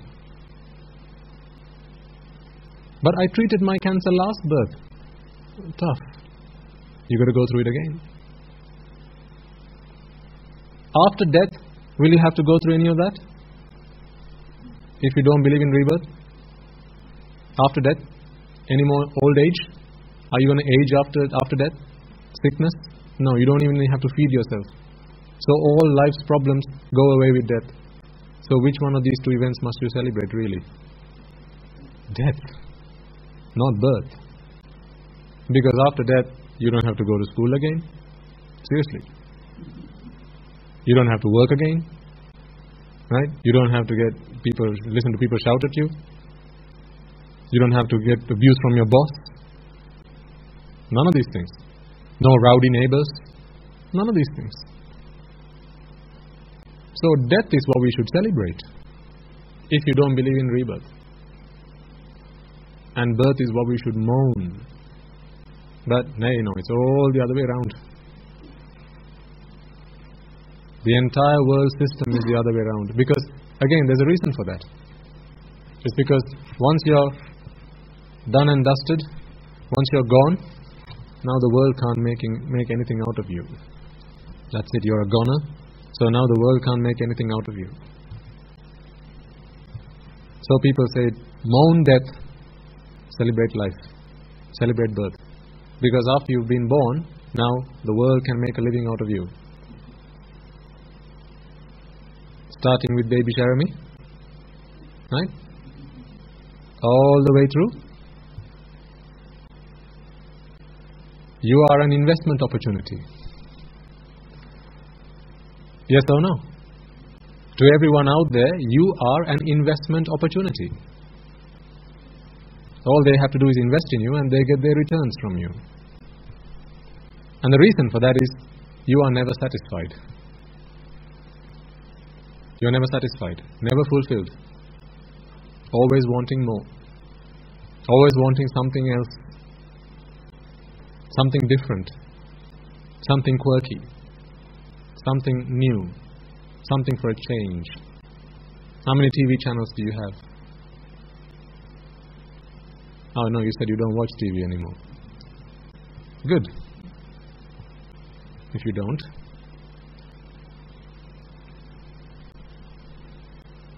What was wrong with black and white TVs? No, people wanted something new. Something different. So then they brought in color televisions, and then they had one channel. What was the first channel? Was it ITN? Yeah, that's how I remember it.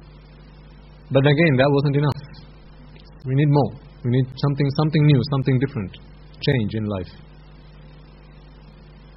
Change is important, like people say. Change is good. Change we need. Why do people need change? because they're always vexing. Always looking for another source of pleasure. And if pleasure is out there in the world, then of course you need the world to change, because you need another source of pleasure to come to you. Because the same thing, when you have it constantly, is no longer going to bring you pleasure. It's just vexation, continuously. So we really need to find the answer to the root problem, not solutions to the problems, because as you know from your own very lives, ladies and gentlemen, there is no end to this. You have never been fulfilled with life. Tell me if I'm wrong. You have never been satisfied with life. I mean, I wasn't.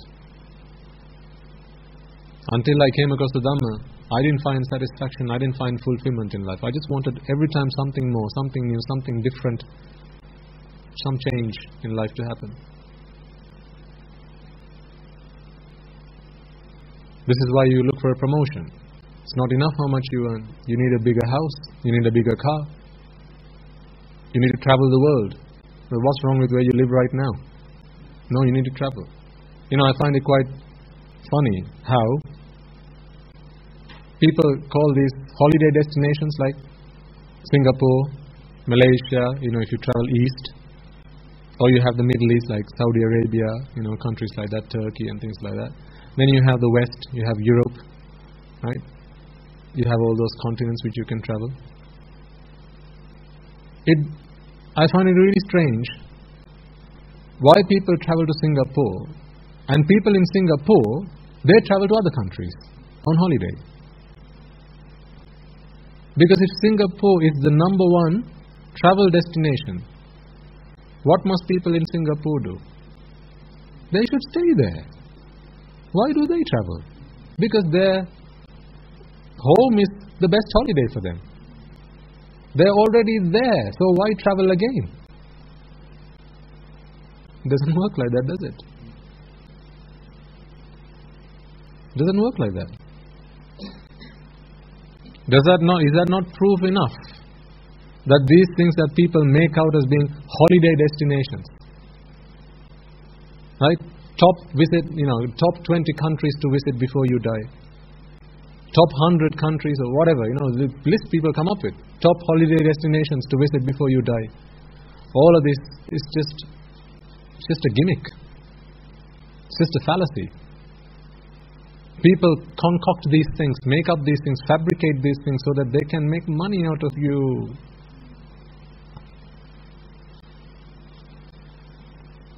So that they can make a living out of you. They can invest in you. You are simply investment opportunities. Like coconut plantations. Investment opportunity, right? Tea plantations, investment opportunity. Rubber plantations, investment opportunity. You, investment opportunity. I mean, to hell, a cow is an investment opportunity. If you invest in a cow, you can get milk out of it. Once it's dead, you can get meat out of it. A chicken is an investment opportunity. You can get eggs out of it, out of a hen. To think that people look at you the same way? This is like the human farm. I mean, last week I talked about the production line, human production line. Simply investment opportunities, that's all people see. And you succumb yourself to that. You allow people to make you an investment opportunity for as long as you cannot be fulfilled. Ultimately, if you think about it, right? You work hard, you earn a lot of money, so you can go on holiday, so that other people can make money out of you. So why did you work hard? So other people could get that money out of you. You're the one who's working hard. Someone else is getting your return. You're okay with that? How many countries do you think I'm going to be going on holiday to?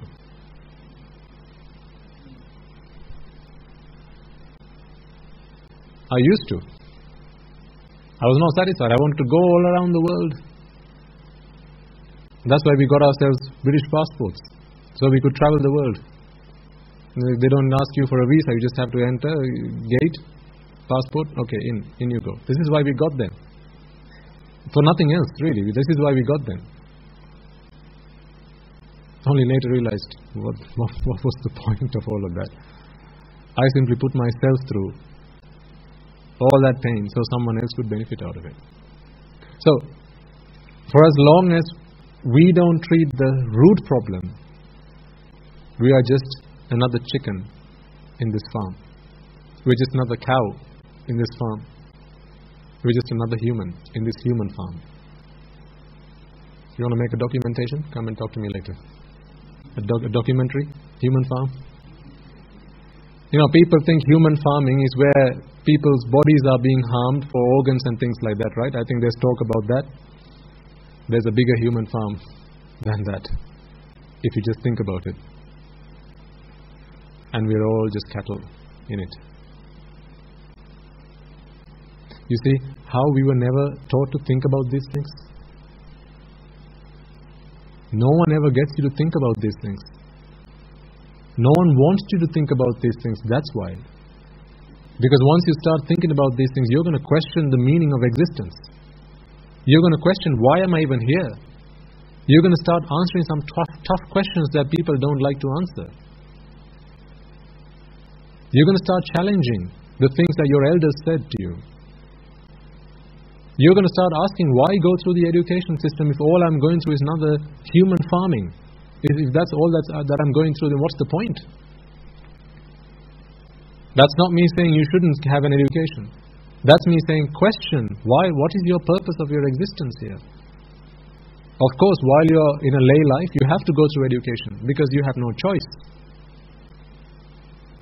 I mean, even our young monks, we teach them a few things so that they can survive in this world. Because once we're here, we have to play the game.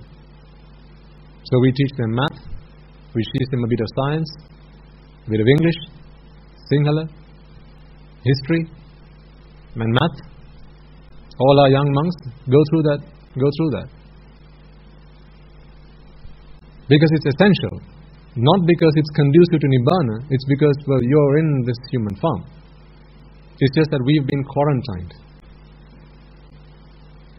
They don't like us anymore. Because we have taken ourselves out of this investment opportunity to the world.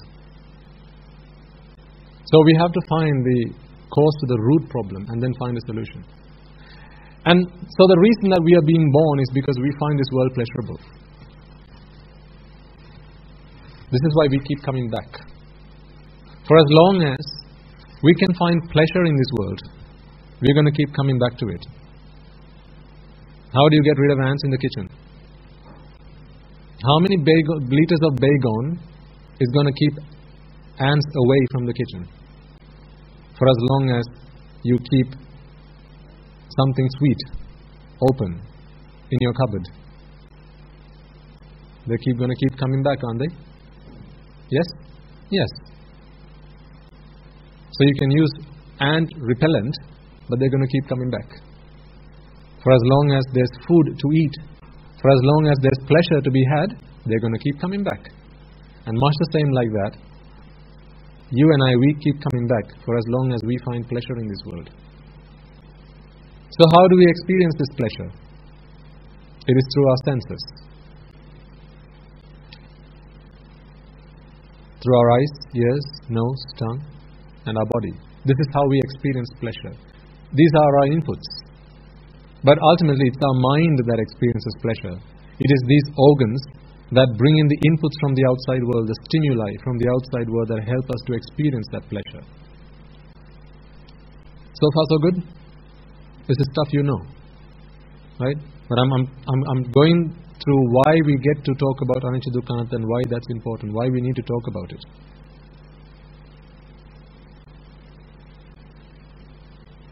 So for as long as we find pleasure, we find this world pleasurable, we're going to keep coming back. And for as long as you find this world pleasurable, you're going to have to be born with these senses that bring the outside world into the inside world.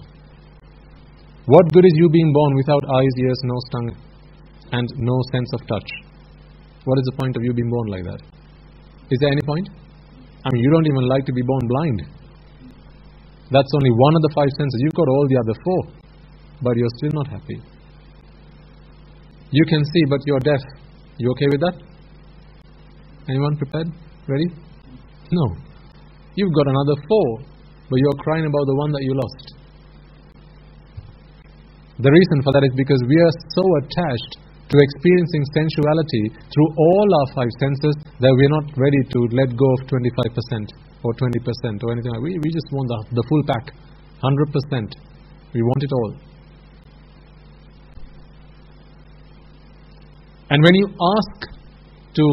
you seek pleasure through all 5 senses, then you have to be born with these 5 senses. And the 5 senses don't come by themselves, they come in with this body of yours, because they have to be supported. They need nutrition. You can't feed rice to your eyes. It has to go through your mouth. To digest that food, you need teeth. You need a tongue that can twist and turn the food inside your mouth and start the digestion, kick off the digestion process. You need your esophagus that the food takes your food down into your stomach and then starts digesting inside. You need your hydrochloric acids. Everything needs to kick off there. So you need this digestion system inside your body to enable you to see sights through your eyes. Ultimately, none of us ask for a body. We ask for sights, we ask for sounds, we ask for smell, we ask for taste, and we ask for touch. You ask for these 5 things, you ended up with eyes, ears, nose, tongue, and a body, through which you can take in those 5 things that you asked for. Does that make sense?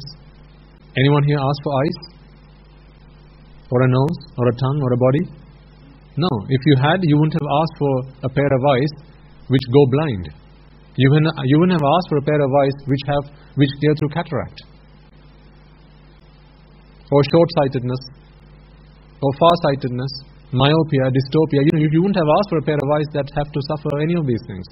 You would have asked for the perfect set of eyes which don't grow old, which don't have to suffer diseases, right? If you had asked for eyes, that's how you would have asked for it. But that's not how you asked for it. You asked for sight. You were blessed with eyes. Blessed. Blessed? No, the word is cursed. Not blessed. You asked for sight, you were cursed with eyes. You asked for sound, you were cursed with? Go on. Yes. You asked for smell and you were cursed with a nose. You asked for taste and you were cursed with a tongue. And you asked for physical touch, sensation, and you were cursed with this body. Why is it a curse? Is it not a curse? Did anyone grow younger from the day they were born? No, you only grew older. You only grew old from the day you were born. So it's not that way, it's always this way. Not a curse?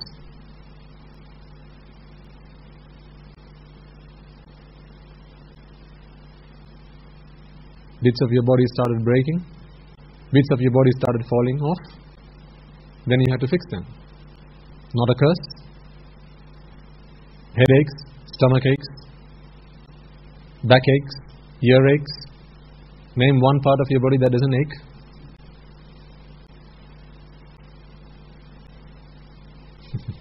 Not a curse? This is Asubha Bhavana.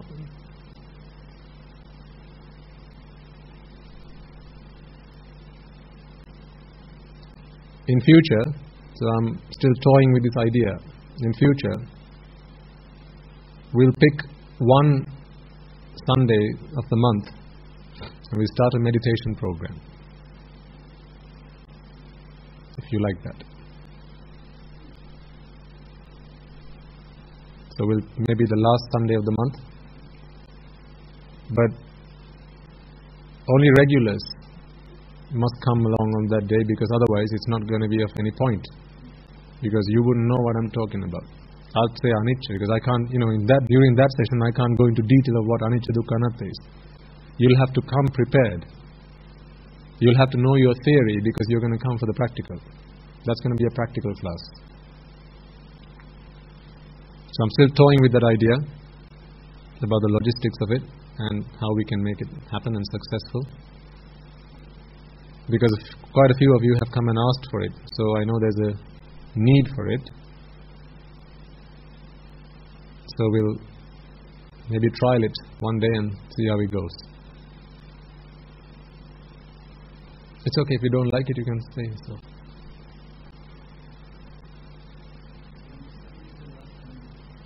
I said I'm still toying with the idea. Let's not get ahead of ourselves. Because before you come along to that, ladies and gentlemen, you really have to have gone through previous sermons. This is where it's really going to matter. Otherwise you're going to come here, a long journey, 2.5 hours, right? Maybe you spend a couple of hours getting here and another hour getting back. That's a long time of investment you're making. So when you come here, you will have to have listened to previous sermons. You will have to have done that. You will have to know what Anicca Dukkha Anatta is. I will guide the meditation program, but I'm not going to do my recitation. It's not a recitation. Remember, guided meditation, not guided recitation. It's not I say, you say, I say, you say. I say, I don't have the time for that. That's not what meditation is supposed to be. You must know what you are practicing.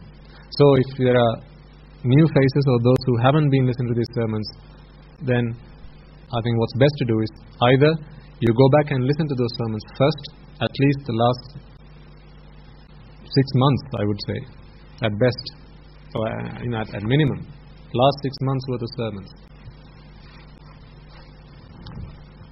Or skip the last Sunday and come to every other Sunday, because it's not going to be of a lot of use to you.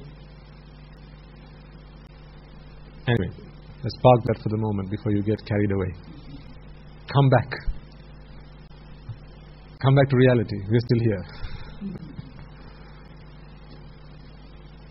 What was I talking about? Oh yes, curse. That is Asubha Bhava now. Contemplating on how this body that we have been cursed with is in fact a curse. Not that it's disgusting. Which part of your body is disgusting? If so, why do you still keep it? Chop it off. Chuck it in the bin if you find it so disgusting.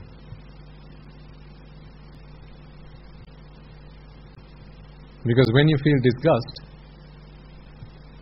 that is aversion, conflict, that is friction. There is no room for friction or conflict or aversion in Nibbana, because Nibbana is dveshakkhaya. Dveshakkhaya. There can't be friction there. There can't be aversion. There can't be affliction. So it's not disgust that you contemplate on. It's the uselessness.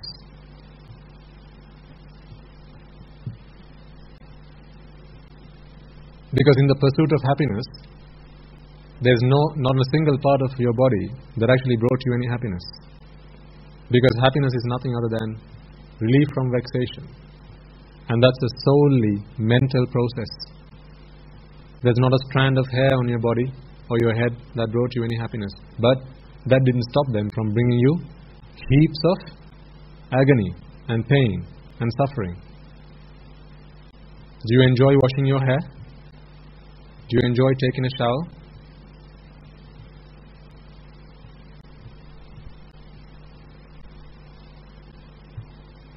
Do you? And then do it all the time. Don't get out of the shower, just be in the shower. Why is it so difficult sometimes to get young children to take a shower? Because they don't find it fun. It's not fun. I get that, it's not fun. Why do you find it so difficult to get young children to brush their teeth? Because it's not fun. If it were fun, then you wouldn't have to teach them that it is fun, and then they go and do it. They would have found it fun naturally, but no, they don't.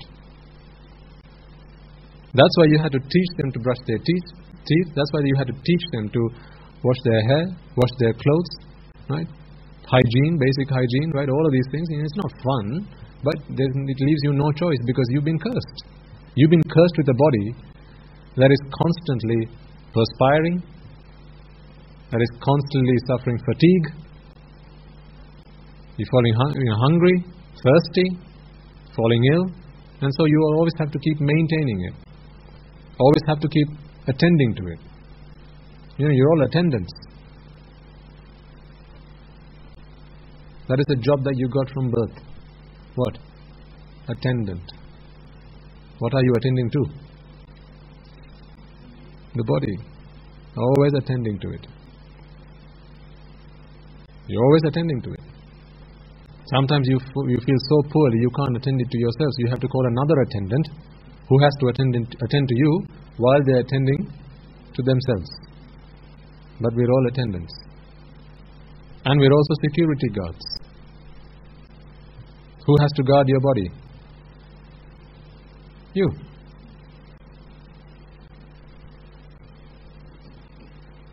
No one likes to do this, but leaves us no choice. Right? So ultimately, this is what we've been cursed with, but we ask for sight, sound, smell, taste and touch. So in the meditation programs, I'll talk about this a little, not a lot, because I don't want to take, if we have 2.5 hours for the program, I'm not going to talk for 2 hours and give you half an hour to meditate, because that's pointless. We might talk for 15 minutes, 20 minutes, at most half an hour, and the rest of the time we'll be doing our meditation. And from time to time, if I see you nodding, then I might wake you up, because I have a duty to you. You mustn't leave me indebted. Right? But otherwise, it has to be guided meditation. You need time to reflect. Time which you don't find at home, because you have lots of chores to attend to. So we'll make time here for that. Right? So this is what we've been cursed with. So then we have to find a way to redeem ourselves from this. It's because of pleasure we are here today. So if we really analyze what pleasure is, then we are able to understand, is it really worth me coming here for the purpose of pleasure? Think of it this way. And we talk about ashwada, right? Pleasure, the reason that we keep coming back. The Buddha says, if it weren't for pleasure, then beings would not go through transmigration. They wouldn't go through samsara if it's not for pleasure. It is because of pleasure that we go through this rebirth cycle. But now you know, when you go through rebirth, that is, jati takes place. There is no stopping, jara, marana, shoka, parideva, dukkha, domanasa, all that following. They just keep coming after that. But you also know that you experience ashwada, pleasure. So we have to question ourselves. Let us take a little bit more time to study what pleasure is, just to make sure that it's worth coming here for it. In other words, what we are saying is, I'm prepared to go through suffering if pleasure is worth it. That's what we are saying. So we're not saying right off the bat that pleasure is a fake. We're not saying any of that. What we are saying is, let me just check if pleasure is worth coming here for it. Would you go to McDonald's for a burger if a burger was 5,000 rupees? Somebody will, yeah, I still would. No, because you check the menu first. Is it worth it? Before you make any investment, you check, is it worth it, right? So you have to check if it's worth it. So of course we feel pleasure, but we also know that we have to go through the pain. If jati happens, then everything else follows. You can't stop it. So let's check if it's worth enjoying the pleasure for all this pain. That's the check that we're going to do right now. So we have to then ask the question, what is pleasure? Then we have to start thinking about examples of where we have experienced pleasure, because that's usually the best way to figure it out. What are some of the times we have experienced pleasure? So then examples come to mind. Some can be physical pleasure, others mental. Physical pleasure can be when you scratch a rash on your body. That's pleasurable. When you eat yourself, right? That's pleasurable. If you have a backache, you get someone to apply some ointment on your back, some Wintergino or something like that. Now you start feeling a little bit better. When you have a headache and someone gives you a head massage, how does that feel like? Heaven, right? You go, oh, that's so good. Someone gives you a head massage. So these are experiences of pleasure. And food. You're feeling hungry, you have a meal, and you feel pleasure. So then we start to analyze, okay, so I experience pleasure, it's for real, I experience it, but how did it come? Where did it come from? What's the source of this pleasure? And then you begin to understand that when you do your analysis, there was never any pleasure without pain beforehand. So this is the step-by-step process I'm talking to you about, why we come to anicca. Without this, there's no point just jumping to anicca, dukkha, anatta. It's just pointless. Because then it's just theory. It's just something to study and memorize. No one attains Nibbana like that. If you go through this process, then you will begin to see the significance of why anicca is important in my life. Why I need to worry about dukkha and anatta.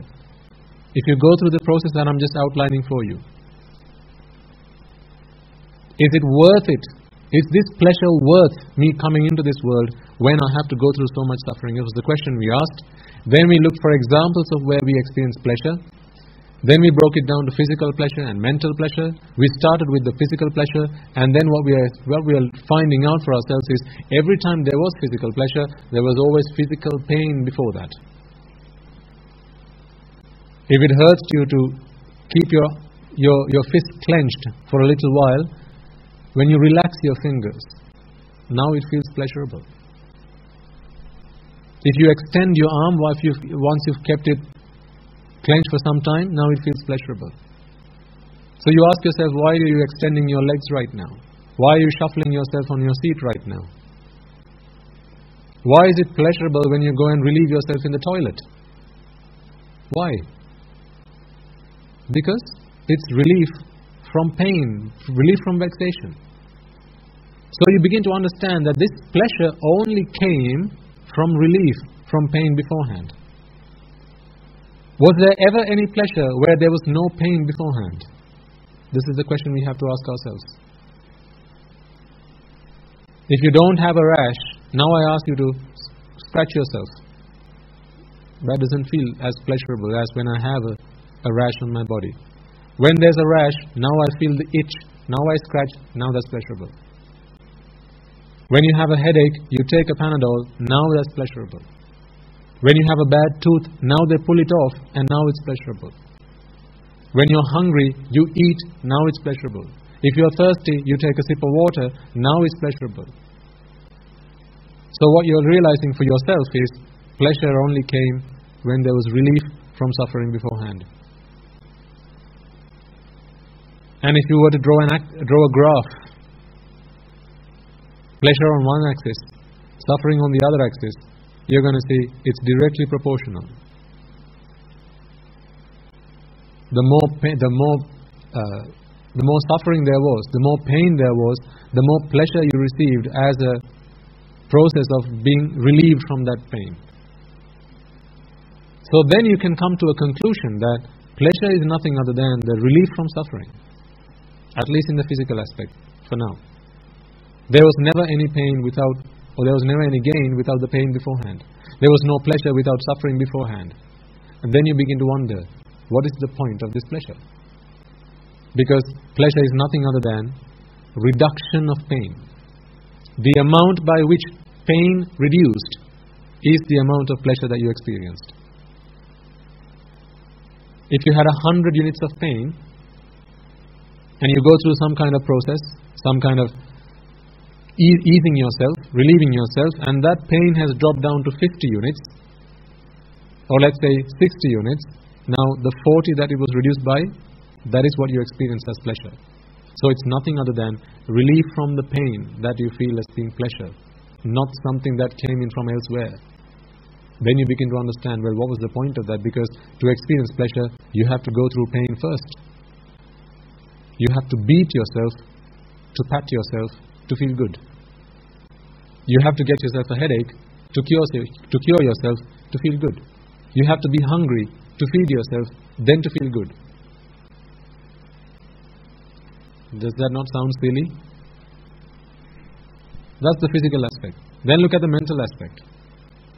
Because ultimately it's the mind that keeps being reborn, and it's for the mind to take seat, it needs a body.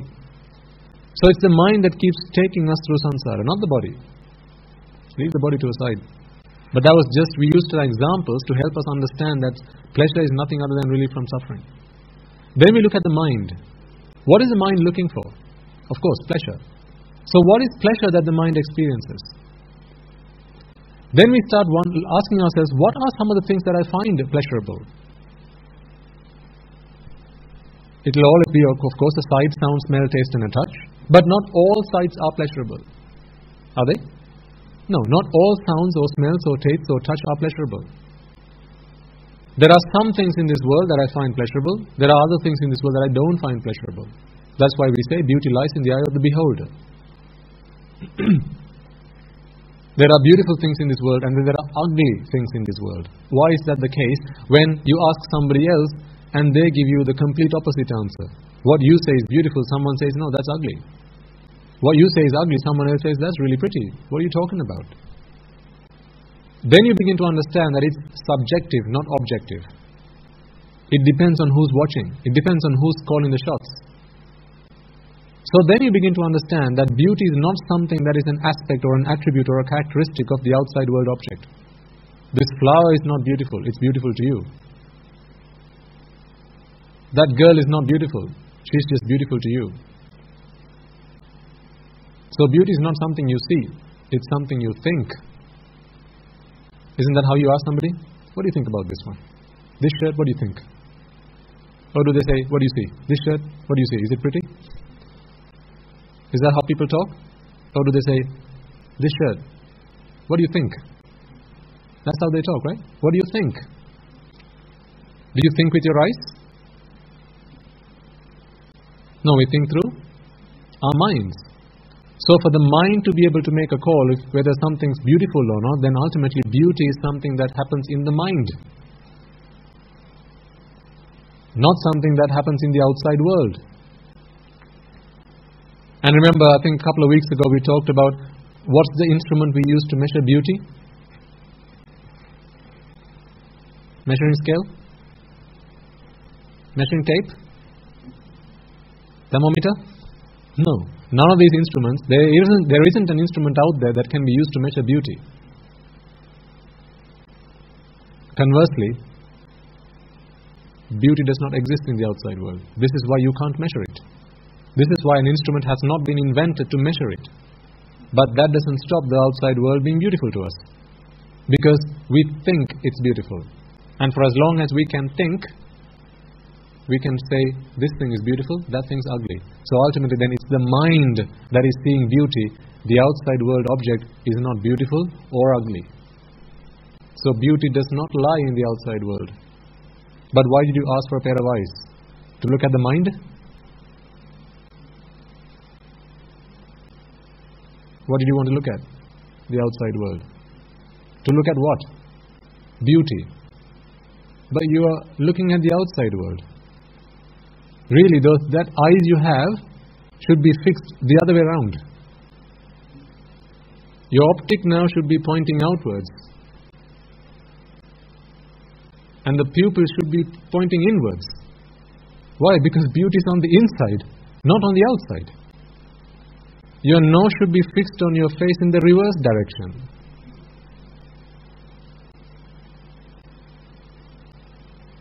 Seriously, think about it.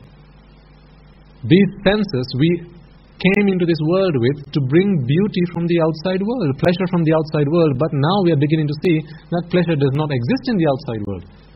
Does that not then leave you with a question? What is the point of me having eyes? And I'm not talking about I need to get somewhere.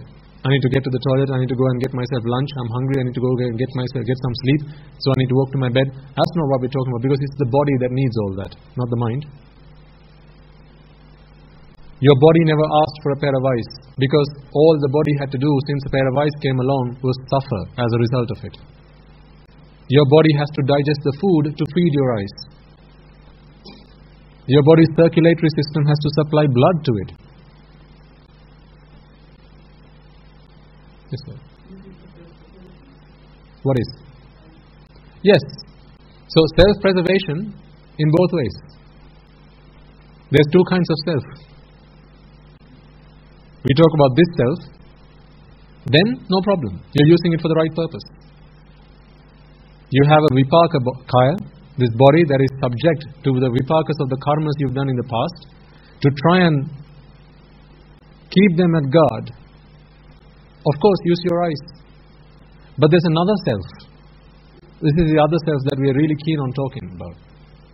Do you remember baby? Ah, yes. It's time to bring baby Natasha back. How old is she now? Can't remember.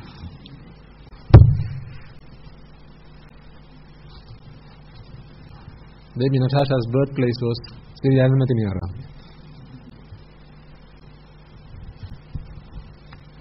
She must be grown up now. That is the other self. Self-preservation. But for the preservation of self, we are looking for pleasure. Because pain cannot be used to preserve the self. Suffering cannot be... anyone came into this world to suffer? No, we all came for pleasure. The sole purpose of this self, this mind, giving rise to itself every time it passes away, is for pleasure. And to seek pleasure, the mind uses these slaves: eyes, ears, nose, tongue and a body. The slaves, 5 slaves.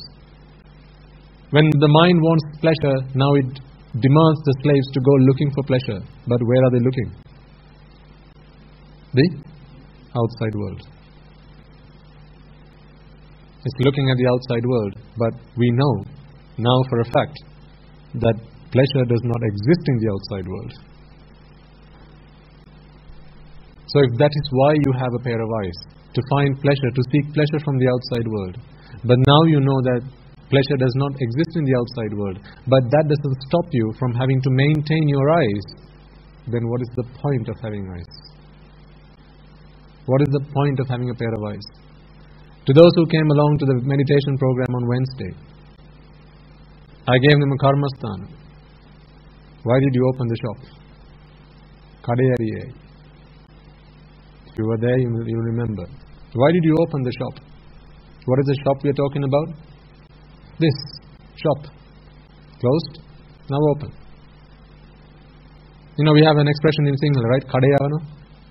To get someone to do errands for you. To get someone to do your dirty work. Right? Kadeyavana, we say that. It's an expression we have. So what the mind does is when it wants pleasure, it will get these poor eyes to go to do its dirty work. I need pleasure, go and find me some. This is the mind's instruction to the eyes. So what the eye does now is open, looking for pleasure in the outside world. But we know for a fact that pleasure does not come from the outside world. But that doesn't stop the mind from opening the eyes and looking for pleasure, because the mind is still ignorant. For as long as ignorance prevails in this mind, it doesn't stop looking for pleasure from the outside world. But think about this for a moment. If you were the owner of a business, if you were the proprietor of a business, and I could convince you that you are not going to get any customers today, none whatsoever. No one's going to come and spend any money at your shop today, at your business today. And I could guarantee that. But you also know that if you open the shop, you're going to have to pay your electric bill, you're going to have to pay your gas bill, you're going to have to pay your water bills, you're going to have to pay your staff. Would you still open the shop? Yeah, I'm not talking about, image and, you have to show that you're open every day for business. I'm not talking about all that nonsense. Put that to aside. I'm talking in real terms. You're opening this shop for the sole purpose of earning an income. Right? But I'm guaranteeing to you that today you're not going to earn any money because you're not going to get any customers. But that doesn't stop you from having to maintain your business and run. The running expenses you'll still have to cough up. Would you still open the shop? No. Now we know pleasure does not exist in the outside world. But that doesn't stop you from opening your eyes. From the moment you open your eyes, now your eyes are subject to all the physical problems, damage that can happen from the outside world. For one, you have to keep blinking. Why? To keep these things wet, right? Lubricated and things like that. Because otherwise you're going to start going dry. Then you have to protect them. The wind can blow, bringing in little dust particles into your eyes. Maybe little insects into your eyes, right? So you have to protect them. And then you still go through old age. And ultimately death. I'm talking about death of the eye. And again, you have to still have to suffer pressure, eye pressure, right? Things like that. Sometimes if you get an eye infection, you can get cysts on your eyes. Sure, we must have all had that. At least the adults.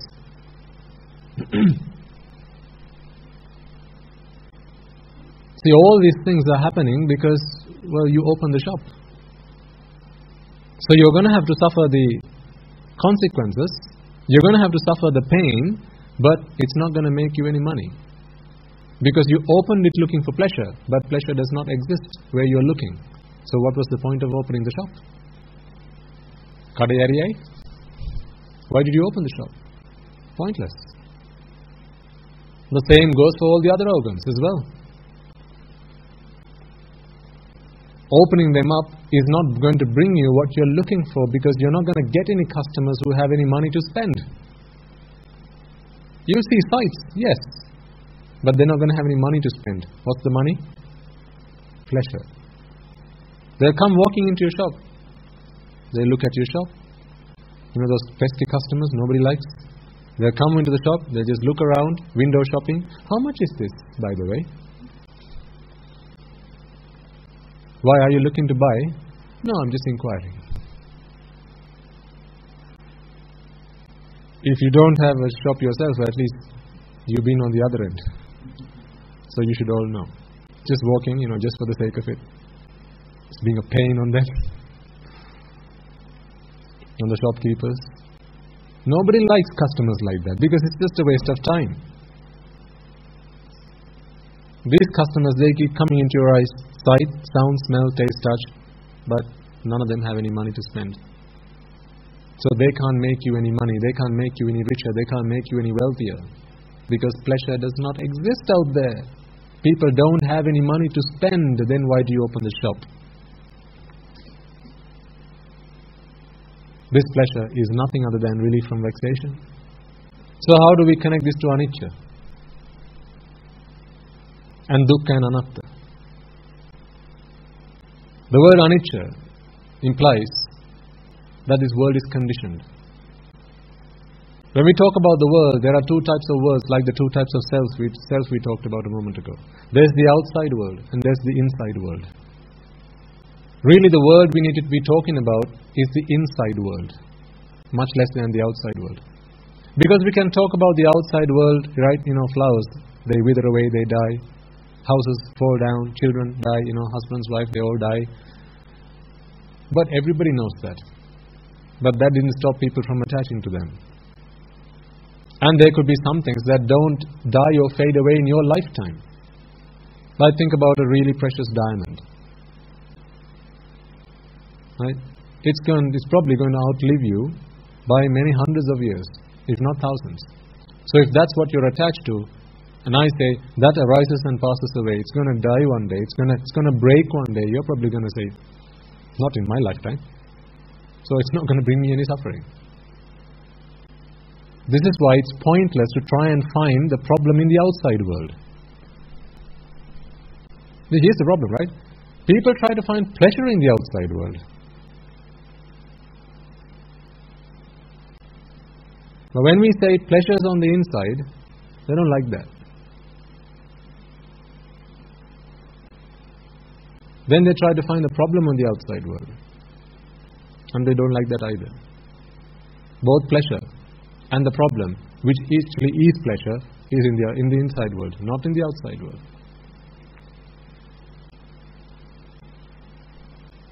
So we need to look at how our mind works, because we did agree that it's the mind that experiences pleasure, right? A moment ago, we said pleasure was two types, twofold. One's the physical, the other's the mental. So how do we experience mental pleasure? The things that we find pleasurable, we'll know through experience are the things that we like. Is there anything that brings you pleasure that you don't like? Can you name one thing? Name one thing that brings you pleasure, but you don't like it. Anything? No. You used to like your toys, so they brought you pleasure. Now they don't, except if they bring you any sentimental value. You know, some people feel like that. My toy, my grandmother gave me this because she had it when she was younger. Now, not because you want to play with it, because it has sentimental value. Still, it brings you pleasure. Not because it's a toy, but it's because it's an heirloom. It got passed down to you from your ancestors. That's why you find it pleasurable. So everything that we find pleasurable are things that we are attached to, that we like. Then there's a question. Do we attach ourselves to pleasurable things? Or are the things that we attach to, we find pleasurable? So these are questions that we need to find answers to. Let me repeat. Do we attach ourselves to things that are pleasurable? Or are the things that we attach to, we find pleasurable? Which one is it? Things we? You find pleasurable, then you attach, or you attach and then you find them pleasurable? That's right. First you have to attach. I'll give you an example, right? Something you've never heard of, something you've never seen in your life. I'll mention it to you. Let's take a winnowing fan, for instance. Let's say you've never seen a winnowing fan ever in your life. You've not heard of one. You don't even know what it looks like. And I say, winnowing fan. Now, this Dhamma, this concept of a winnowing fan has already been seeded in you, because I have just said it. And I tell you, a winnowing fan, that's a really neat thing. You really should have a look at it. You haven't seen it yet. So you can't find it pleasurable because you don't know about it yet. But in your mind you have already attached. This is why you want to know about it. The moment I say the word winnowing fan, or my favorite example of the beetle leaf, if you've never seen a beetle leaf ever in your life, you can't attach to something you don't know. Name one thing you are attached to that you don't know of. That question itself is nonsensical. Name one thing that you're attached to that you don't know about. You can never come up with an answer to that, right? Because the question itself doesn't make sense. So you are only attached to something that you know. You can't attach yourself to something you don't know. So if you don't know what a beetle leaf is, if you've never seen one, you've never heard of one, you don't know it in any way, and I say beetle leaf, and I tell you, beetle leaves, they're really good. Now you don't know it. But are you not attached now? You are attached to the concept of a beetle leaf. Because I have just planted that in your mind by saying the word. Because this is me giving you a drushti. You already are cursed with the drushtiya that this world is pleasurable. Otherwise you wouldn't have come into this world. In your last birth, had you come to the complete understanding that the world is not pleasurable, would you and I have met? No. You and I wouldn't be here. At least you wouldn't, if you had come to that understanding. So the reason you're here is you find the world pleasurable. You're just going around looking for pleasurable things. That's what we're doing. We are going around looking for pleasurable things because our belief is that pleasure is there. So we go around looking for it. And we have 5 scanners with which we scan for it. These are your sense organs. You're scanning for pleasure, but you know that pleasure is out there. So to someone who already knows that there is pleasure in the outside world, all I have to tell you is, there's something called a beetle leaf, which is also pleasurable. Now, your scanners turn on.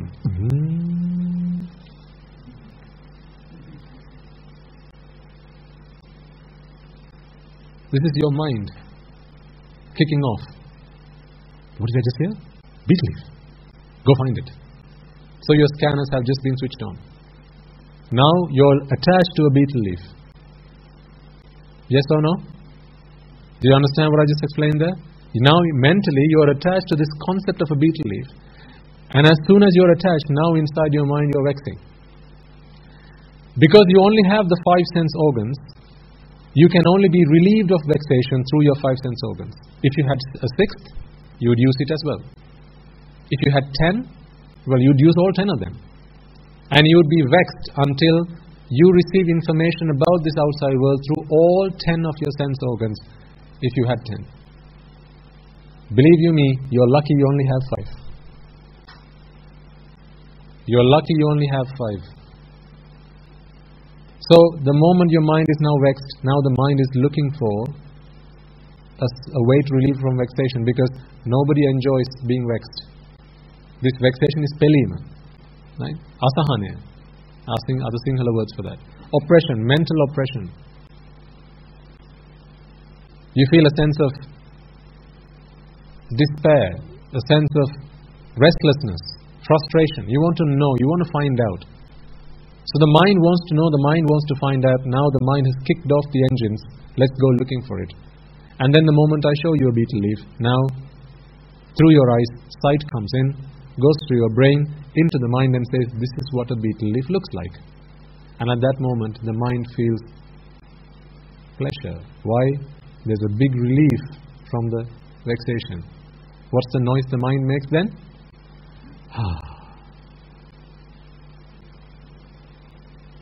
The mind has now just been relieved from vexation. I'm coming to anicca. This is what anicca, you'll understand how anicca connects with all this. Because this is important. We might start the meditation program next week, who knows. But you need to understand this before we get there.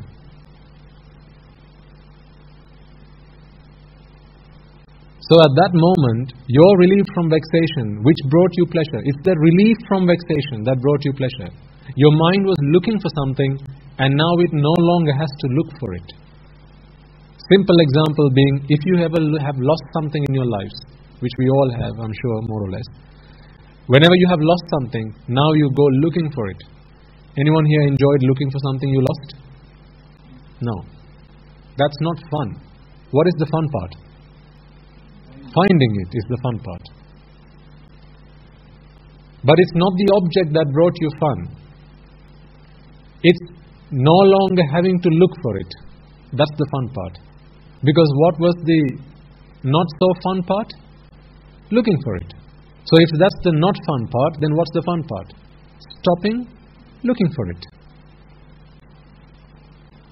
Nothing to do with the object.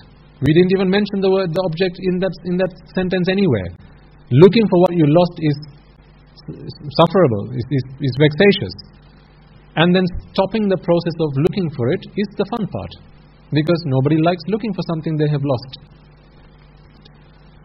But at the same moment, of course, you see what you have been looking for.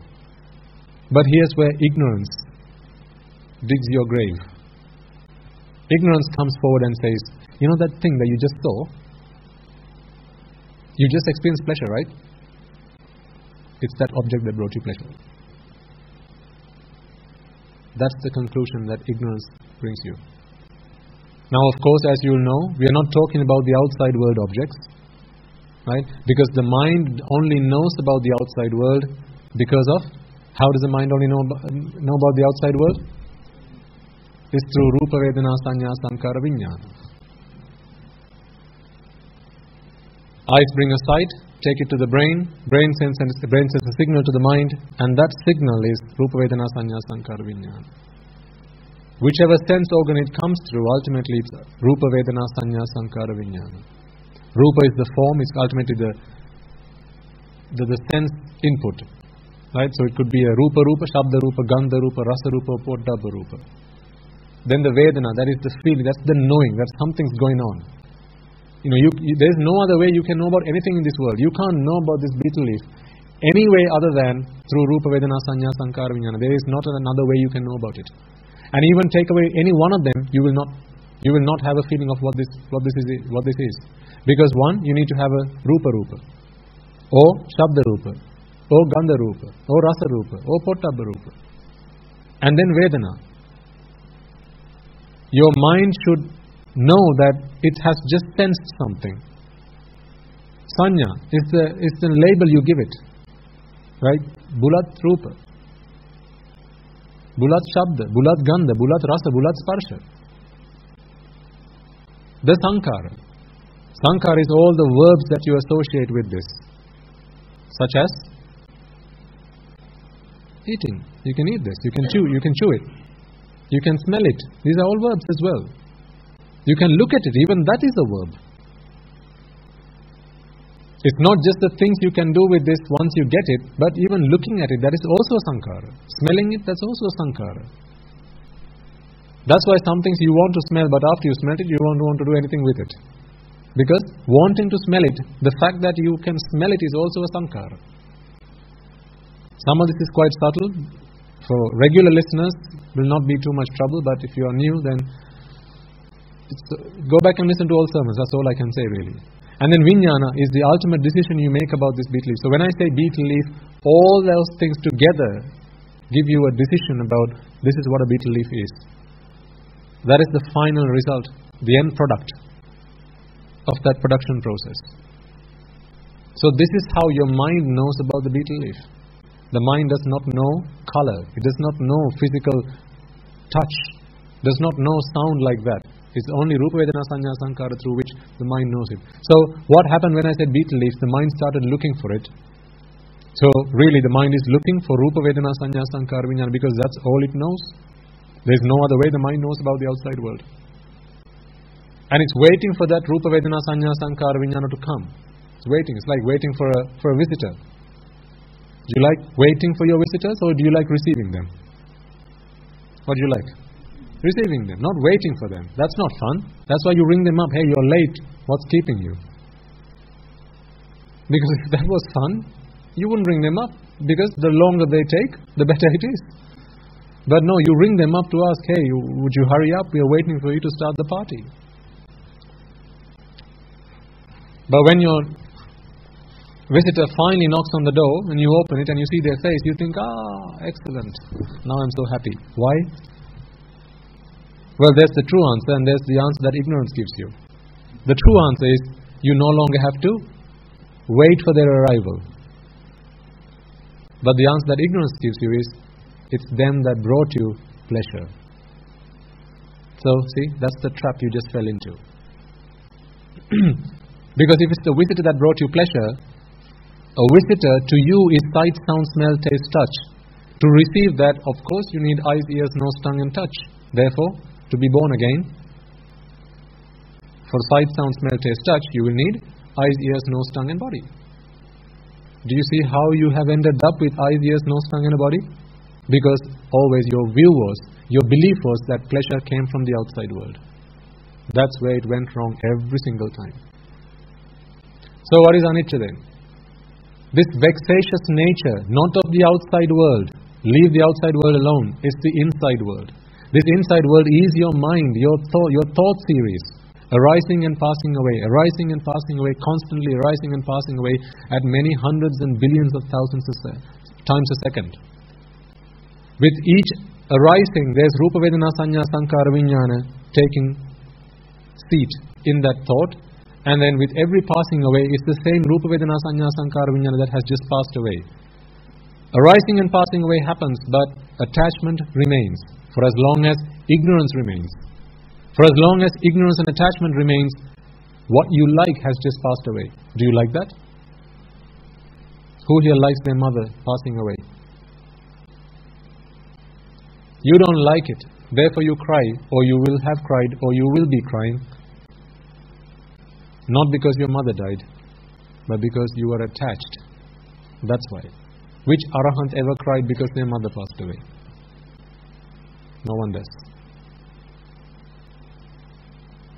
See, it's not because Udavim Vayam is arising and passing away, that's not the cause for suffering. Attachment is the cause of suffering. Remove attachment, arises, passes away, no problem.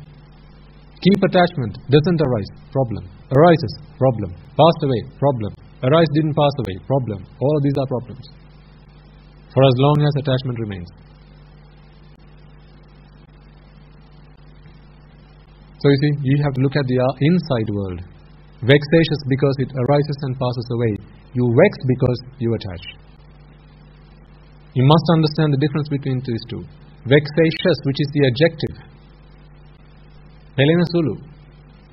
Not pelena. Pelena sulu. It's not in flames but flammable. That is the adjective. Right? So vexatious because it arises and passes away. What? Rupa Vedana Sanya Sankara Vijnana arises and passes away. That is why it's vexatious. But that is not why you vex. Vexing is because of attachment. This arising passes away, passing away happens in a mind that is attached. That is the problem. So anicca is understanding that this mind is vexatious. Or this inside world is vexatious. This Rupa Vedana Sanya Sankara Vijnana goes through arising and passing away. Udayangam Attangam. Arising and passing away. That is the understanding of anicca. Then dukkha. For as long as you're vexed about something, it's not a state of mind that anybody likes to be in. Therefore, we make every effort to relieve ourselves of vexation. To really take a really simple example. Someone says, hey, cake, would you like some? Or someone gives you this idea. You watch TV, on the TV there's a TV, some kind of, say, cookery lesson on TV. They're baking cakes. Now you get this idea. After you watch it, that looks yummy. So I need to bake myself a cake. Now you're vexing. There's only one way you can relieve yourself of vexation, and that is by acquiring this. You have to acquire what you desire. That's the only way you can relieve yourself of vexation. So now you have to find a way to be able to have that cake. To have the cake, you have to make the cake. Or you have to go buy the cake. Or you have to get somebody else to make it for you. These are all sankhara. No one likes making a cake. I can prove it to you, because if you did, then why don't you all start making cakes from today? Non-stop. Let's make that your job, baking cakes. Who likes that? No, because if it's something that you really, really like to do, then you should be able to do it non-stop. And you shouldn't really ask for payment for that either, because it's for fun. No one's like that. So nobody really likes switching on the oven, mixing the dough, right? Putting it in the oven, waiting, keeping time, pulling it out, checking if it's been baked properly, putting it back in, right? Keeping watch. Nobody likes any of this stuff. But those sankhara, you obviously have to do. That's an exertion of mind, thought and body. You have to do it, no choice. So that sankhara dukkha, you have to experience to relieve yourself of vexation. To relieve yourself of the problem of vexation, and the solution has to come through sankhara. But that sankhara is also dukkha. And then no matter whatever sankhara you do, you're only going through this process to give rise to Rupa Vedana Sanya Sankara in your mind. But it always arises and passes away. And whenever it passes away, because you're still attached to it, now what happens? Viparinama. Viparinama dukkha. What if we could make it arise and stick it there? And freeze it? Would anyone fancy that? Rupa Vedana Sanya Sankara Vijnana arises, and then we freeze it. It does not pass away. Put aside the fact that it's not possible. What if it were possible? Would that be okay? No, that's still not okay. Because the reason you are even making the cake is for pleasure. You can't experience pleasure without the suffering of passing away. Because it's after you give rise to it again, now you are relieved from vexation. So arising and passing away has to happen. In other words, you have to go through pain to achieve the gain. No pain, no gain. So if you like the gain, you have to welcome with open arms and embrace the pain. If one day you say, I don't want any more pain, then you must agree to no more gain as well. If you say, no more pain in my life, I don't want it, then you have to say, no more gain either. No suffering. You don't want suffering, you mustn't want pleasure either. You can't not have one and only have the other. It doesn't work like that because it's logically not possible. What you're asking for is not possible. But nobody likes the pain. Everybody likes the gain. Everybody likes the pleasure. But just like if there's no pain, there's no gain, for there to be gain, there has to be pain. So if you're asking for the pleasure, then you have to welcome the pain as well. But nobody likes it. But it comes. So that is the dukkha part. And even while you have it, you are going through constantly this state of mind where you're suffering because you're going, you have this uncertainty. Will I be able to make it? Will it go right? Will it work to plan? And then after you've made it, will I be able to keep it? Will I still be able to enjoy it? Right? And then when it's passing away, can I stop it? So dukkha is there throughout this process. Sankhara dukkha while you're giving rise to it, viparinama dukkha as it's passing away, dukkha throughout the process. So really, as the moment you attach, there is no escape. I love that expression in Sinhala. Koti walige. As soon as you grab hold of it, now there is no escape, because the moment you let go, the beast is going to bite you. It's going to destroy you. Once you attach, that's it. There is no escape. If you're detaching yourself, then you have to know it, you have to do it through understanding. You have to do it through wisdom. Then the detachment happens. You don't have to detach deliberately, it just happens. And then finally, anatta. If you have been seeking happiness, and everything you've been doing so far to seek happiness have been things that only brought you pain, is that process, is going through that process useful? Is it meaningful? Essenceful? No. Therefore useless, meaningless, essenceless. Anicca, dukkha, anatta. Once you come to that conclusion, anatta, then your mind will agree that this is asubha. Subha is worthwhile going through samsara for the purpose of achieving it. Asubha is not worthwhile. So what was the original question that we had? Coming back to samsara, going through all this pain, but we still experience pleasure, is it worth it? That is the question we asked ourselves. Now we've gone through anicca, dukkha and anatta. Then we can come to the conclusion. We went through this entire process, trying to find happiness, trying to find pleasure, but pleasure does not exist anywhere in this process, and going through the process you can't find pleasure either. And anytime you did experience pleasure, that was only from relief in vexation. Relief, in other words, reduction of the pain.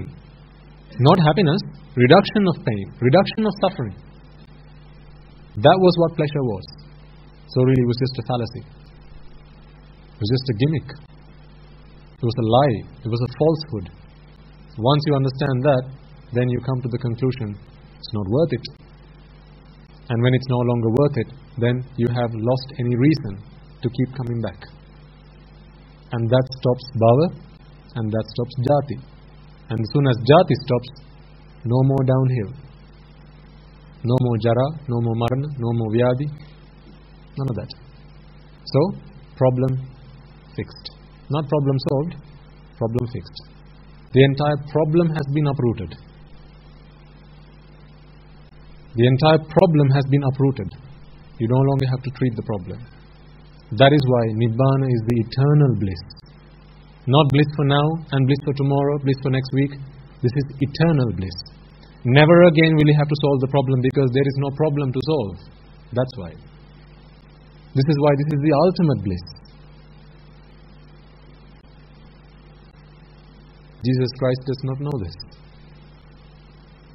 Do you not feel sorry for Him? Allah does not know this. Do you not feel sorry for Him? Lord Shiva does not know this. Do you not feel sorry for Him? The great Mara does not know this. Do you not feel sorry for him? Any being who has no understanding of this, really, I just feel sorry for them. Because For as long as they have no understanding of this, no comprehension of this, everything that they do, every time they do it, is a solution to a problem which is a bigger problem than the one they try to solve. It's jumping out of one trap to fall into an even bigger trap.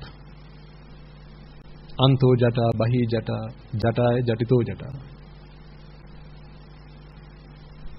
It's tied up on the inside, tied up on the outside, entwined throughout. O Gautama, great Gautama, how do we all find an answer to this problem? This is the process. Anicca, dukkha, anatta. And that is why this is the crux of Buddhist teaching. Once anicca, dukkha, anatta has sedimented in your mind, once it has taken seed, there is nothing in this world that can fool you from there on. From that point forward, no one in this world can give you no one in this world can fool you with false gimmicks. Because no matter what people say, you will know this world is not pleasurable. There is nothing pleasurable that can be found in the outside world. Pleasure is nothing other than relief from vexation, and that's an wholly internal process. I am no longer interested in that. Therefore, there is no point in me being here. And that's a really powerful statement. It's a really powerful sentiment if you are able to experience that.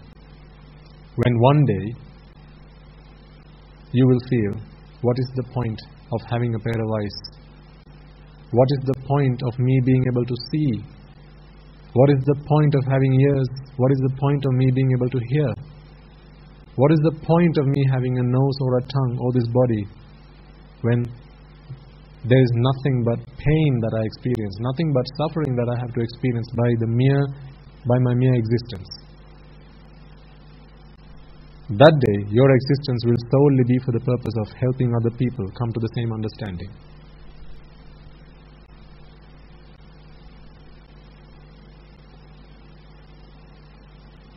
And that is the day you become an arahant. And then, you're just like an oil lamp, waiting to be blown out. As soon as the oil runs out, or the wick burns out, or a wind comes and blows you out, that is the end. Where did the fire go to?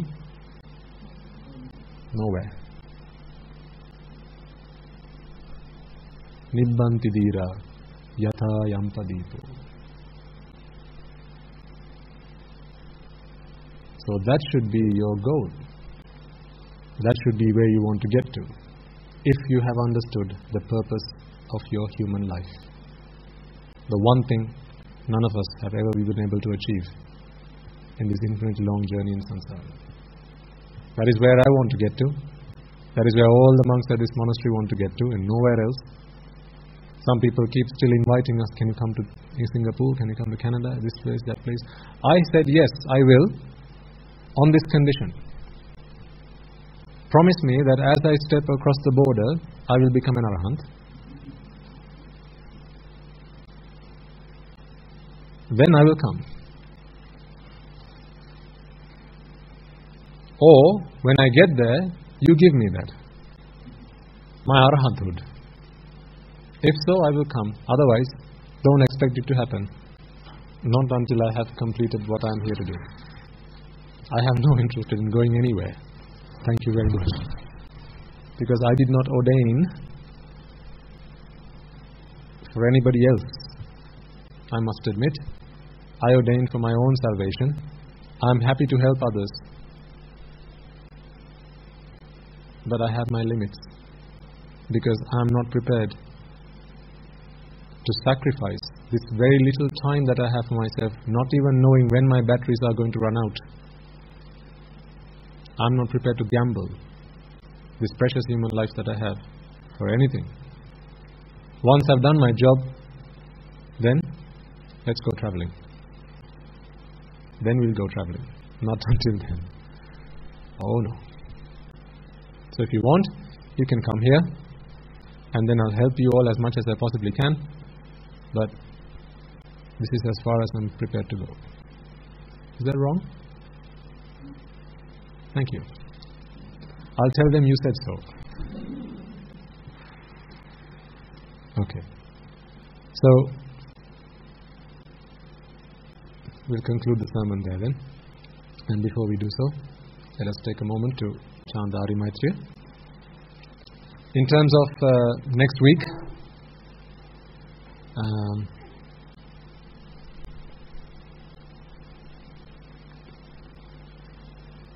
you'll be informed. But you have nothing to do anyway. As in, there's no preparation as such you have to do, right? You are listening to the other sermons anyway, right? The old sermons, previous ones. So there's really nothing you need to do extra. All you need to do is just turn up. And if we are doing the meditation program, then we'll have the whole arranged as appropriate. So you don't have to do anything. We just have to prepare ourselves, not you. So you don't need any forewarning as such.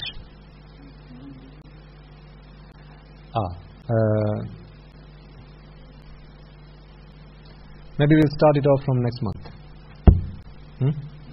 Let's do it like that. We'll start it off from next month, just to give people some time to accustom themselves to that, instead of doing it just off the bat.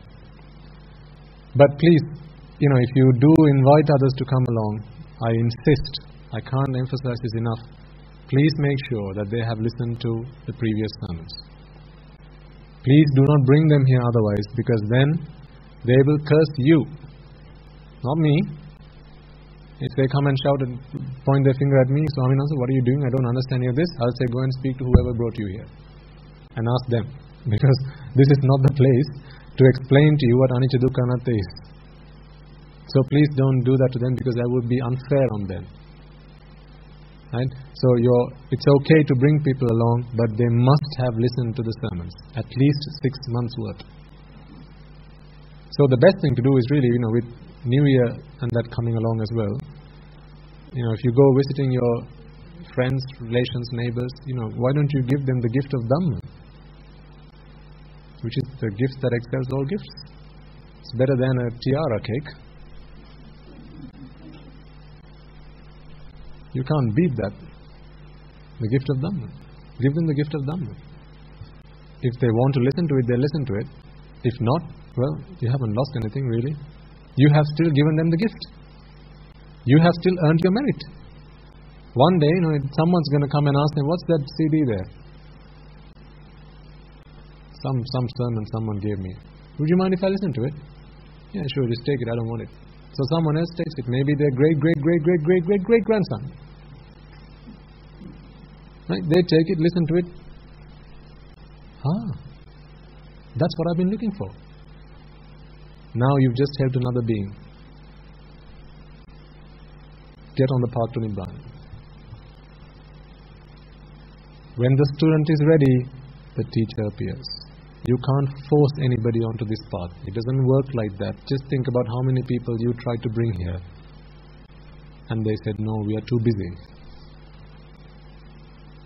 Because it doesn't work like that. But don't despair about that. Don't be frustrated about that. When the time is ready, they will come. Just let them come when they want to. Just inform them. They'll come when they want to. Don't force anybody to come here.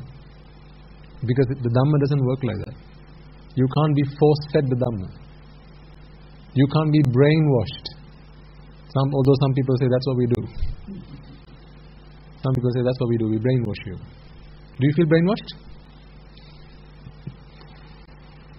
Okay. So we'll start it off from next month then. Yeah, I'll inform you in future sermons. But we'll do it. Don't worry, we'll do it. Okay? Because I know you want to. And it will be interesting. I've never done something like that. Do you, just give me a show of hands, when you contemplate on the Dhamma, when you think about the Dhamma, do you do it in English or Sinhala? For those of you who contemplate in Sinhala, can you give me a show of hands? Okay, those of you who contemplate in English, so as in you reflect on the Dhamma in English. So when I say Anicca Dukkha Anatta, you are thinking it in English, right? Okay, so this is this, that and this, right? Vexatious. Okay. Mixed. Okay. Mixed, right. Bit of both. Alright, okay. So that's fine then. That's fine.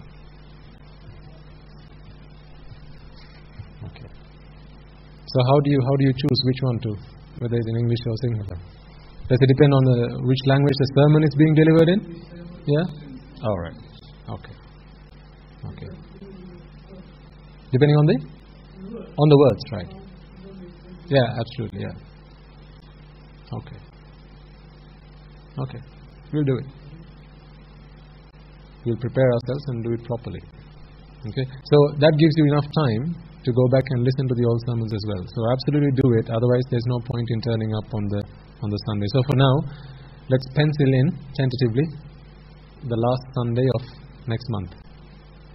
But I will inform you in due course whether that is how we do it, because the other thing is we need to think about how it affects our online business, what experience they might have as a result of that, because we have to be supportive and thoughtful about them as well. It is for their benefit, it is on their behalf we started doing these sermons originally, so we mustn't forget our roots, right? We mustn't be ungrateful. It is because of them you're here today, so we mustn't forget them. Lots of them out there who organizes these sermons, right, from far away countries, and they have no chance but of coming along. But nevertheless, they invite you. They send out invites and alerts, right, tell you where the sermons are, right from when we started. So we mustn't forget them. But we'll think of something creative. I'm sure collectively we can come up with something. Okay, right. Is it in Sinhala today? Sinhala? Okay.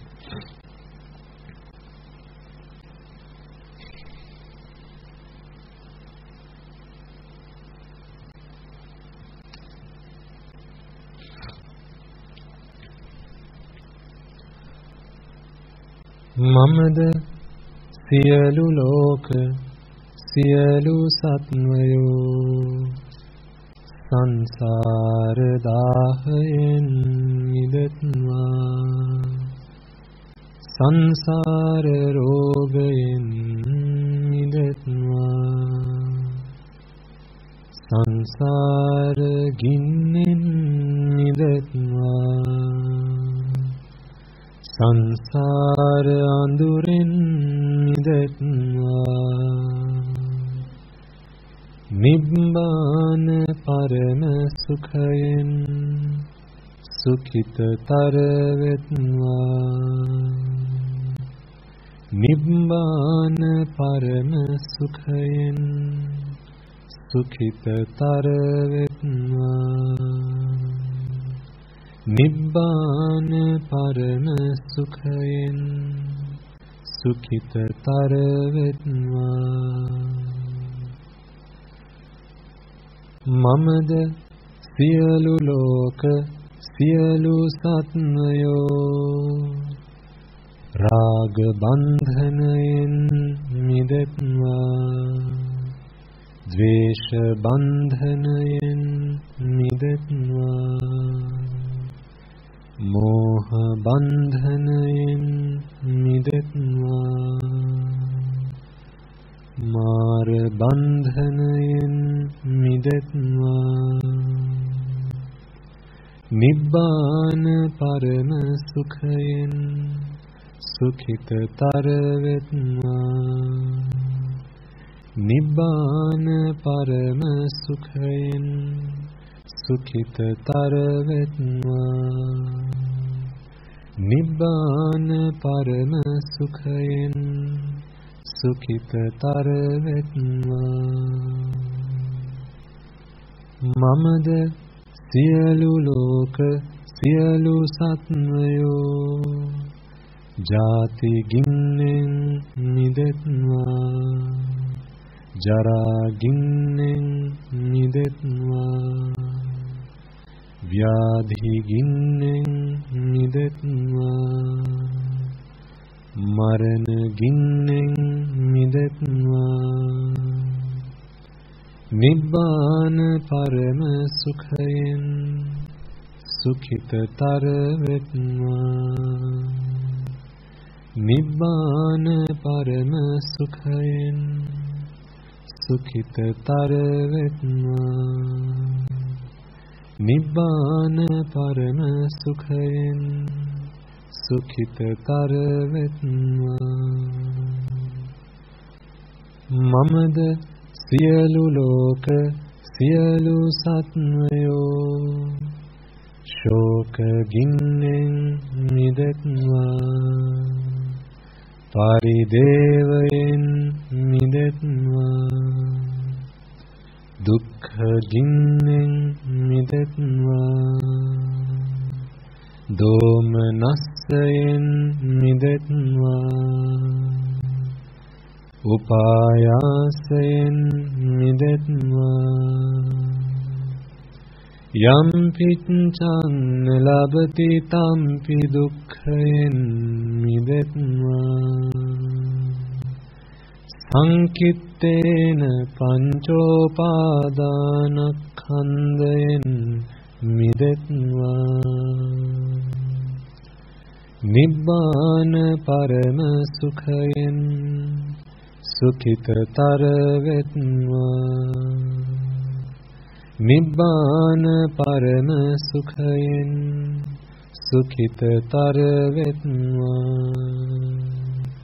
nibbana parama sukhayen sukhitatar vetva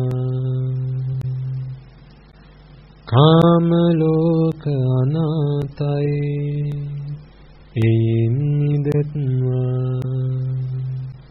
rupa loka anatai eyin midetva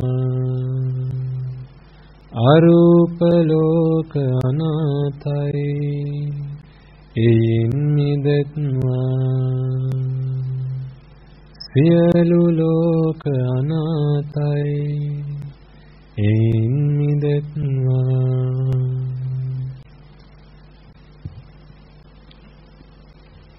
atharima natai atharima vetva noelma natai noelma vetva midima natai midima vetva nivanama natai nivanama vetva nivanama natai nivanama vetva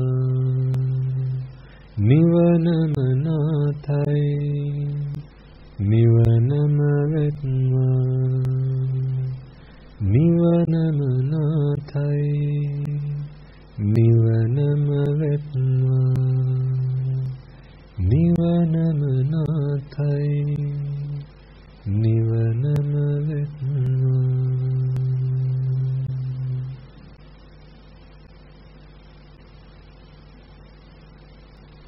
Okay.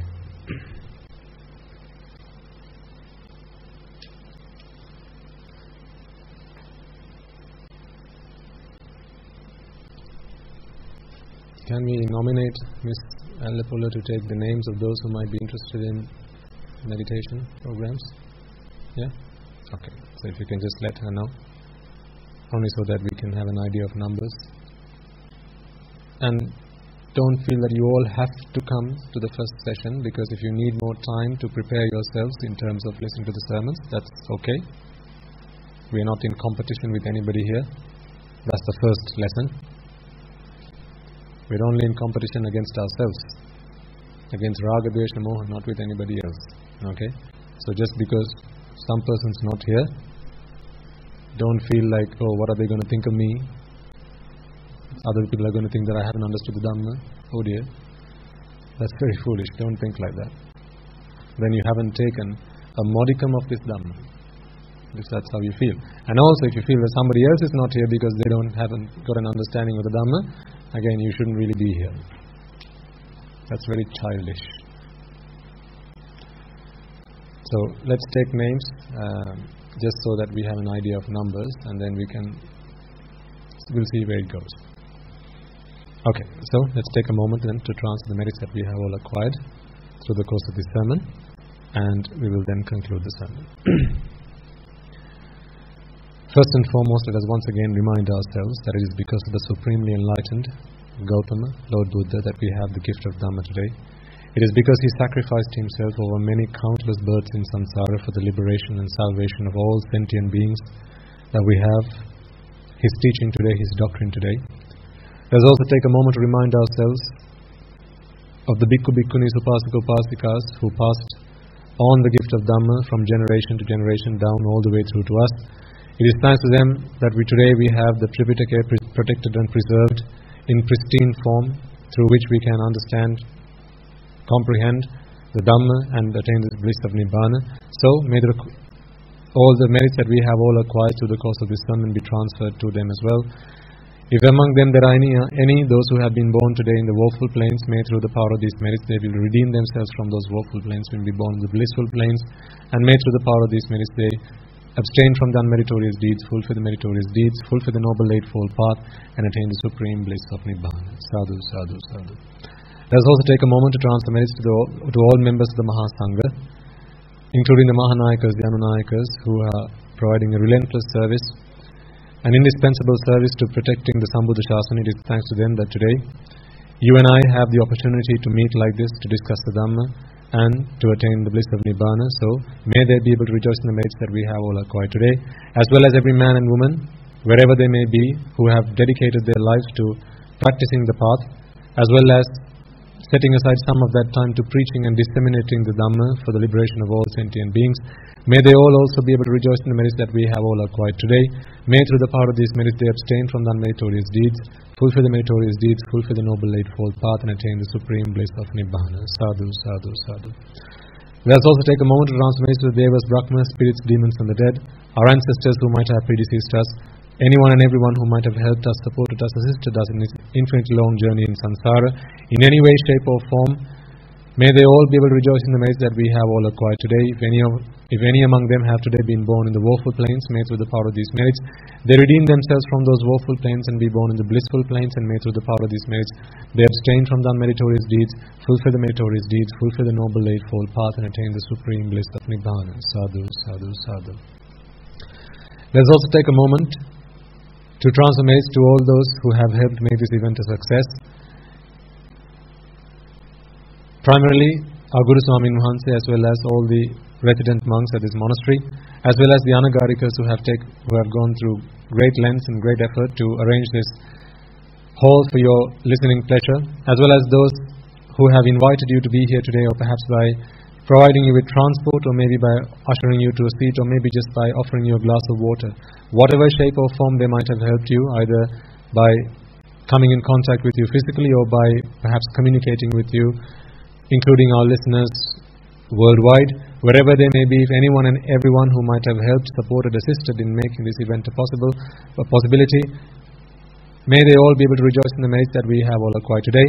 Let us also take a moment to transfer merits to those members of your family who are alive and among you today. Mothers, fathers, brothers, sisters, uncles, aunts, nephews, nieces, so on and so forth. Those who have husbands, wives and so on, and children as well. Those who have relieved you of your domestic duties to be here today.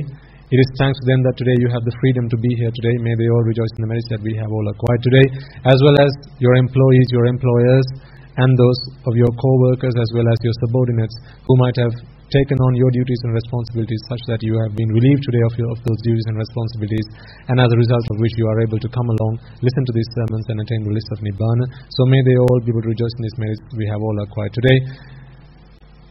Taking a moment also to transfer merits to the chief incumbent monk of the Sri Ayamatini Arame, as well as all the other resident monks in that monastery, who have from the beginning always been supportive of this venture, and also today, to this day, provide you with parking spaces and so on and so forth, making your experience of coming along to these sermons that much more enjoyable, that much more easy. May they all be able to rejoice in the merits that we have all acquired today. May through the power of these merits they abstain from the unmeritorious deeds, fulfill the meritorious deeds, fulfill the noble eightfold path, and attain the supreme bliss of Nibbana. Sadhu, sadhu, sadhu. Let us also take a moment to transfer merits to all the members of the armed forces as well as the police force who fought a 30-year-old long war in Sri Lanka. It is thanks to them that today we have a motherland in which we can live in peace and harmony despite our differences between us. May they all be able to rejoice in the merits that we have all acquired today, as well as friend and foe who might have lost their lives in the 30-year long war. Wherever they may be, if any of them are today seeking merits, may they all be able to rejoice in the merits that we have all acquired today. Let us also take a moment to transfer merits to those men and women who might have lost their lives in natural disasters such as the tsunamis, earthquakes and so on and so forth, not just in Sri Lanka but also in other countries. They may today be your friends, maybe acquaintances or family, but perhaps some of them are not so. But do not forget that in this infinite long journey in samsara, there is no one who has not been a mother to you, there is no one who has not been a father to you. So, bearing that in mind, may they all be able to rejoice in the merits that we have all acquired today. May through the power of these merits, if any of them have been born in the woeful planes, they be able to redeem themselves and be born in the blissful planes. May through the power of these merits, they abstain from the unmeritorious deeds, fulfill the meritorious deeds, fulfill the Noble Eightfold Path, and attain the supreme bliss of Nibbana. Sadhu, sadhu, sadhu. Let us also take a moment to transfer merits to all those men and women who are today leading this country on our behalf, protecting this country on our behalf, and developing this country on our behalf. It is, if not for them, today you and I will have to be leading this country, developing this country, and protecting and preserving this country. May they all be able to rejoice in these merits that we have all acquired today. It is thanks to them that today you and I have the freedom of time and the luxury of time to be here to practice the path and attain the bliss of Nibbana. So, may they all be able to rejoice in these merits. May through the power of these merits they abstain from the unmeritorious deeds, fulfill the meritorious deeds, fulfill the Noble Eightfold Path, and attain the supreme bliss of Nibbana. Sadhu, sadhu, sadhu. And finally, may through the power of all the merits that we have all acquired today, from the start of this day, throughout the sermon, all the way right up until this moment, either in preparing to come along to this sermon or perhaps by passing messages on to others so that they are able to make use of this opportunity, all those merits that you have all acquired today, or perhaps by supporting in disseminating this sermon over the internet for the listening ease of others around the world, or perhaps by transcribing these sermons so that they are able to be accessed by people who may be hard of hearing. May they all be able to rejoice in the merits that we have all acquired today. Also, may through the course of all the merits that we have all acquired today, in also making offerings to the Buddha, Dhamma and the Sangha, as well as listen to this sermon, preaching this sermon, may through the power of all those merits that we have all acquired today, we be able to witness the advent of many hundreds of thousands of arahants in this blessed land, in our very lives itself. Sadhu, sadhu, sadhu. And finally, may through the course of all the merits that we have all acquired today, you and I and all of us be able to become one of those Arahatun Nuhanses, one of those Arahat Mehini Nuhanses, in this very birth itself and in the era of the Gautama Supreme Buddha itself. Sadhu, sadhu, sadhu. The members of the Mahasangha will now transfer their blessings to you. Raga ginnen midetva, Dvesha ginnen midetva, Moha ginnen midetva, Nibbana parama sukhayen sukhita taravetva, Nibbana parama sukhayen sukhita taravetva, Mamada siyalu loka siyalu satmayo, Nibbana parama sukhayen sukhita taravetva, Nibbana parama sukhayen sukhita taravetva, Nibbana parama sukhayen sukhita taravetva. Tunuruwange suvisi ananta maha guna velen siloka silu satyoma Nibbana parama sukhayen sukhita taravetva. May I and all beings in all worlds be freed from the fires of desire. May I and all beings in all worlds be freed from the fires of aversion. May I and all beings in all worlds be freed from the fires of delusion. May I and all beings in all worlds attain the supreme bliss of Nibbana. May the Noble Triple Gem be with you all forever. Sadhu, sadhu, sadhu.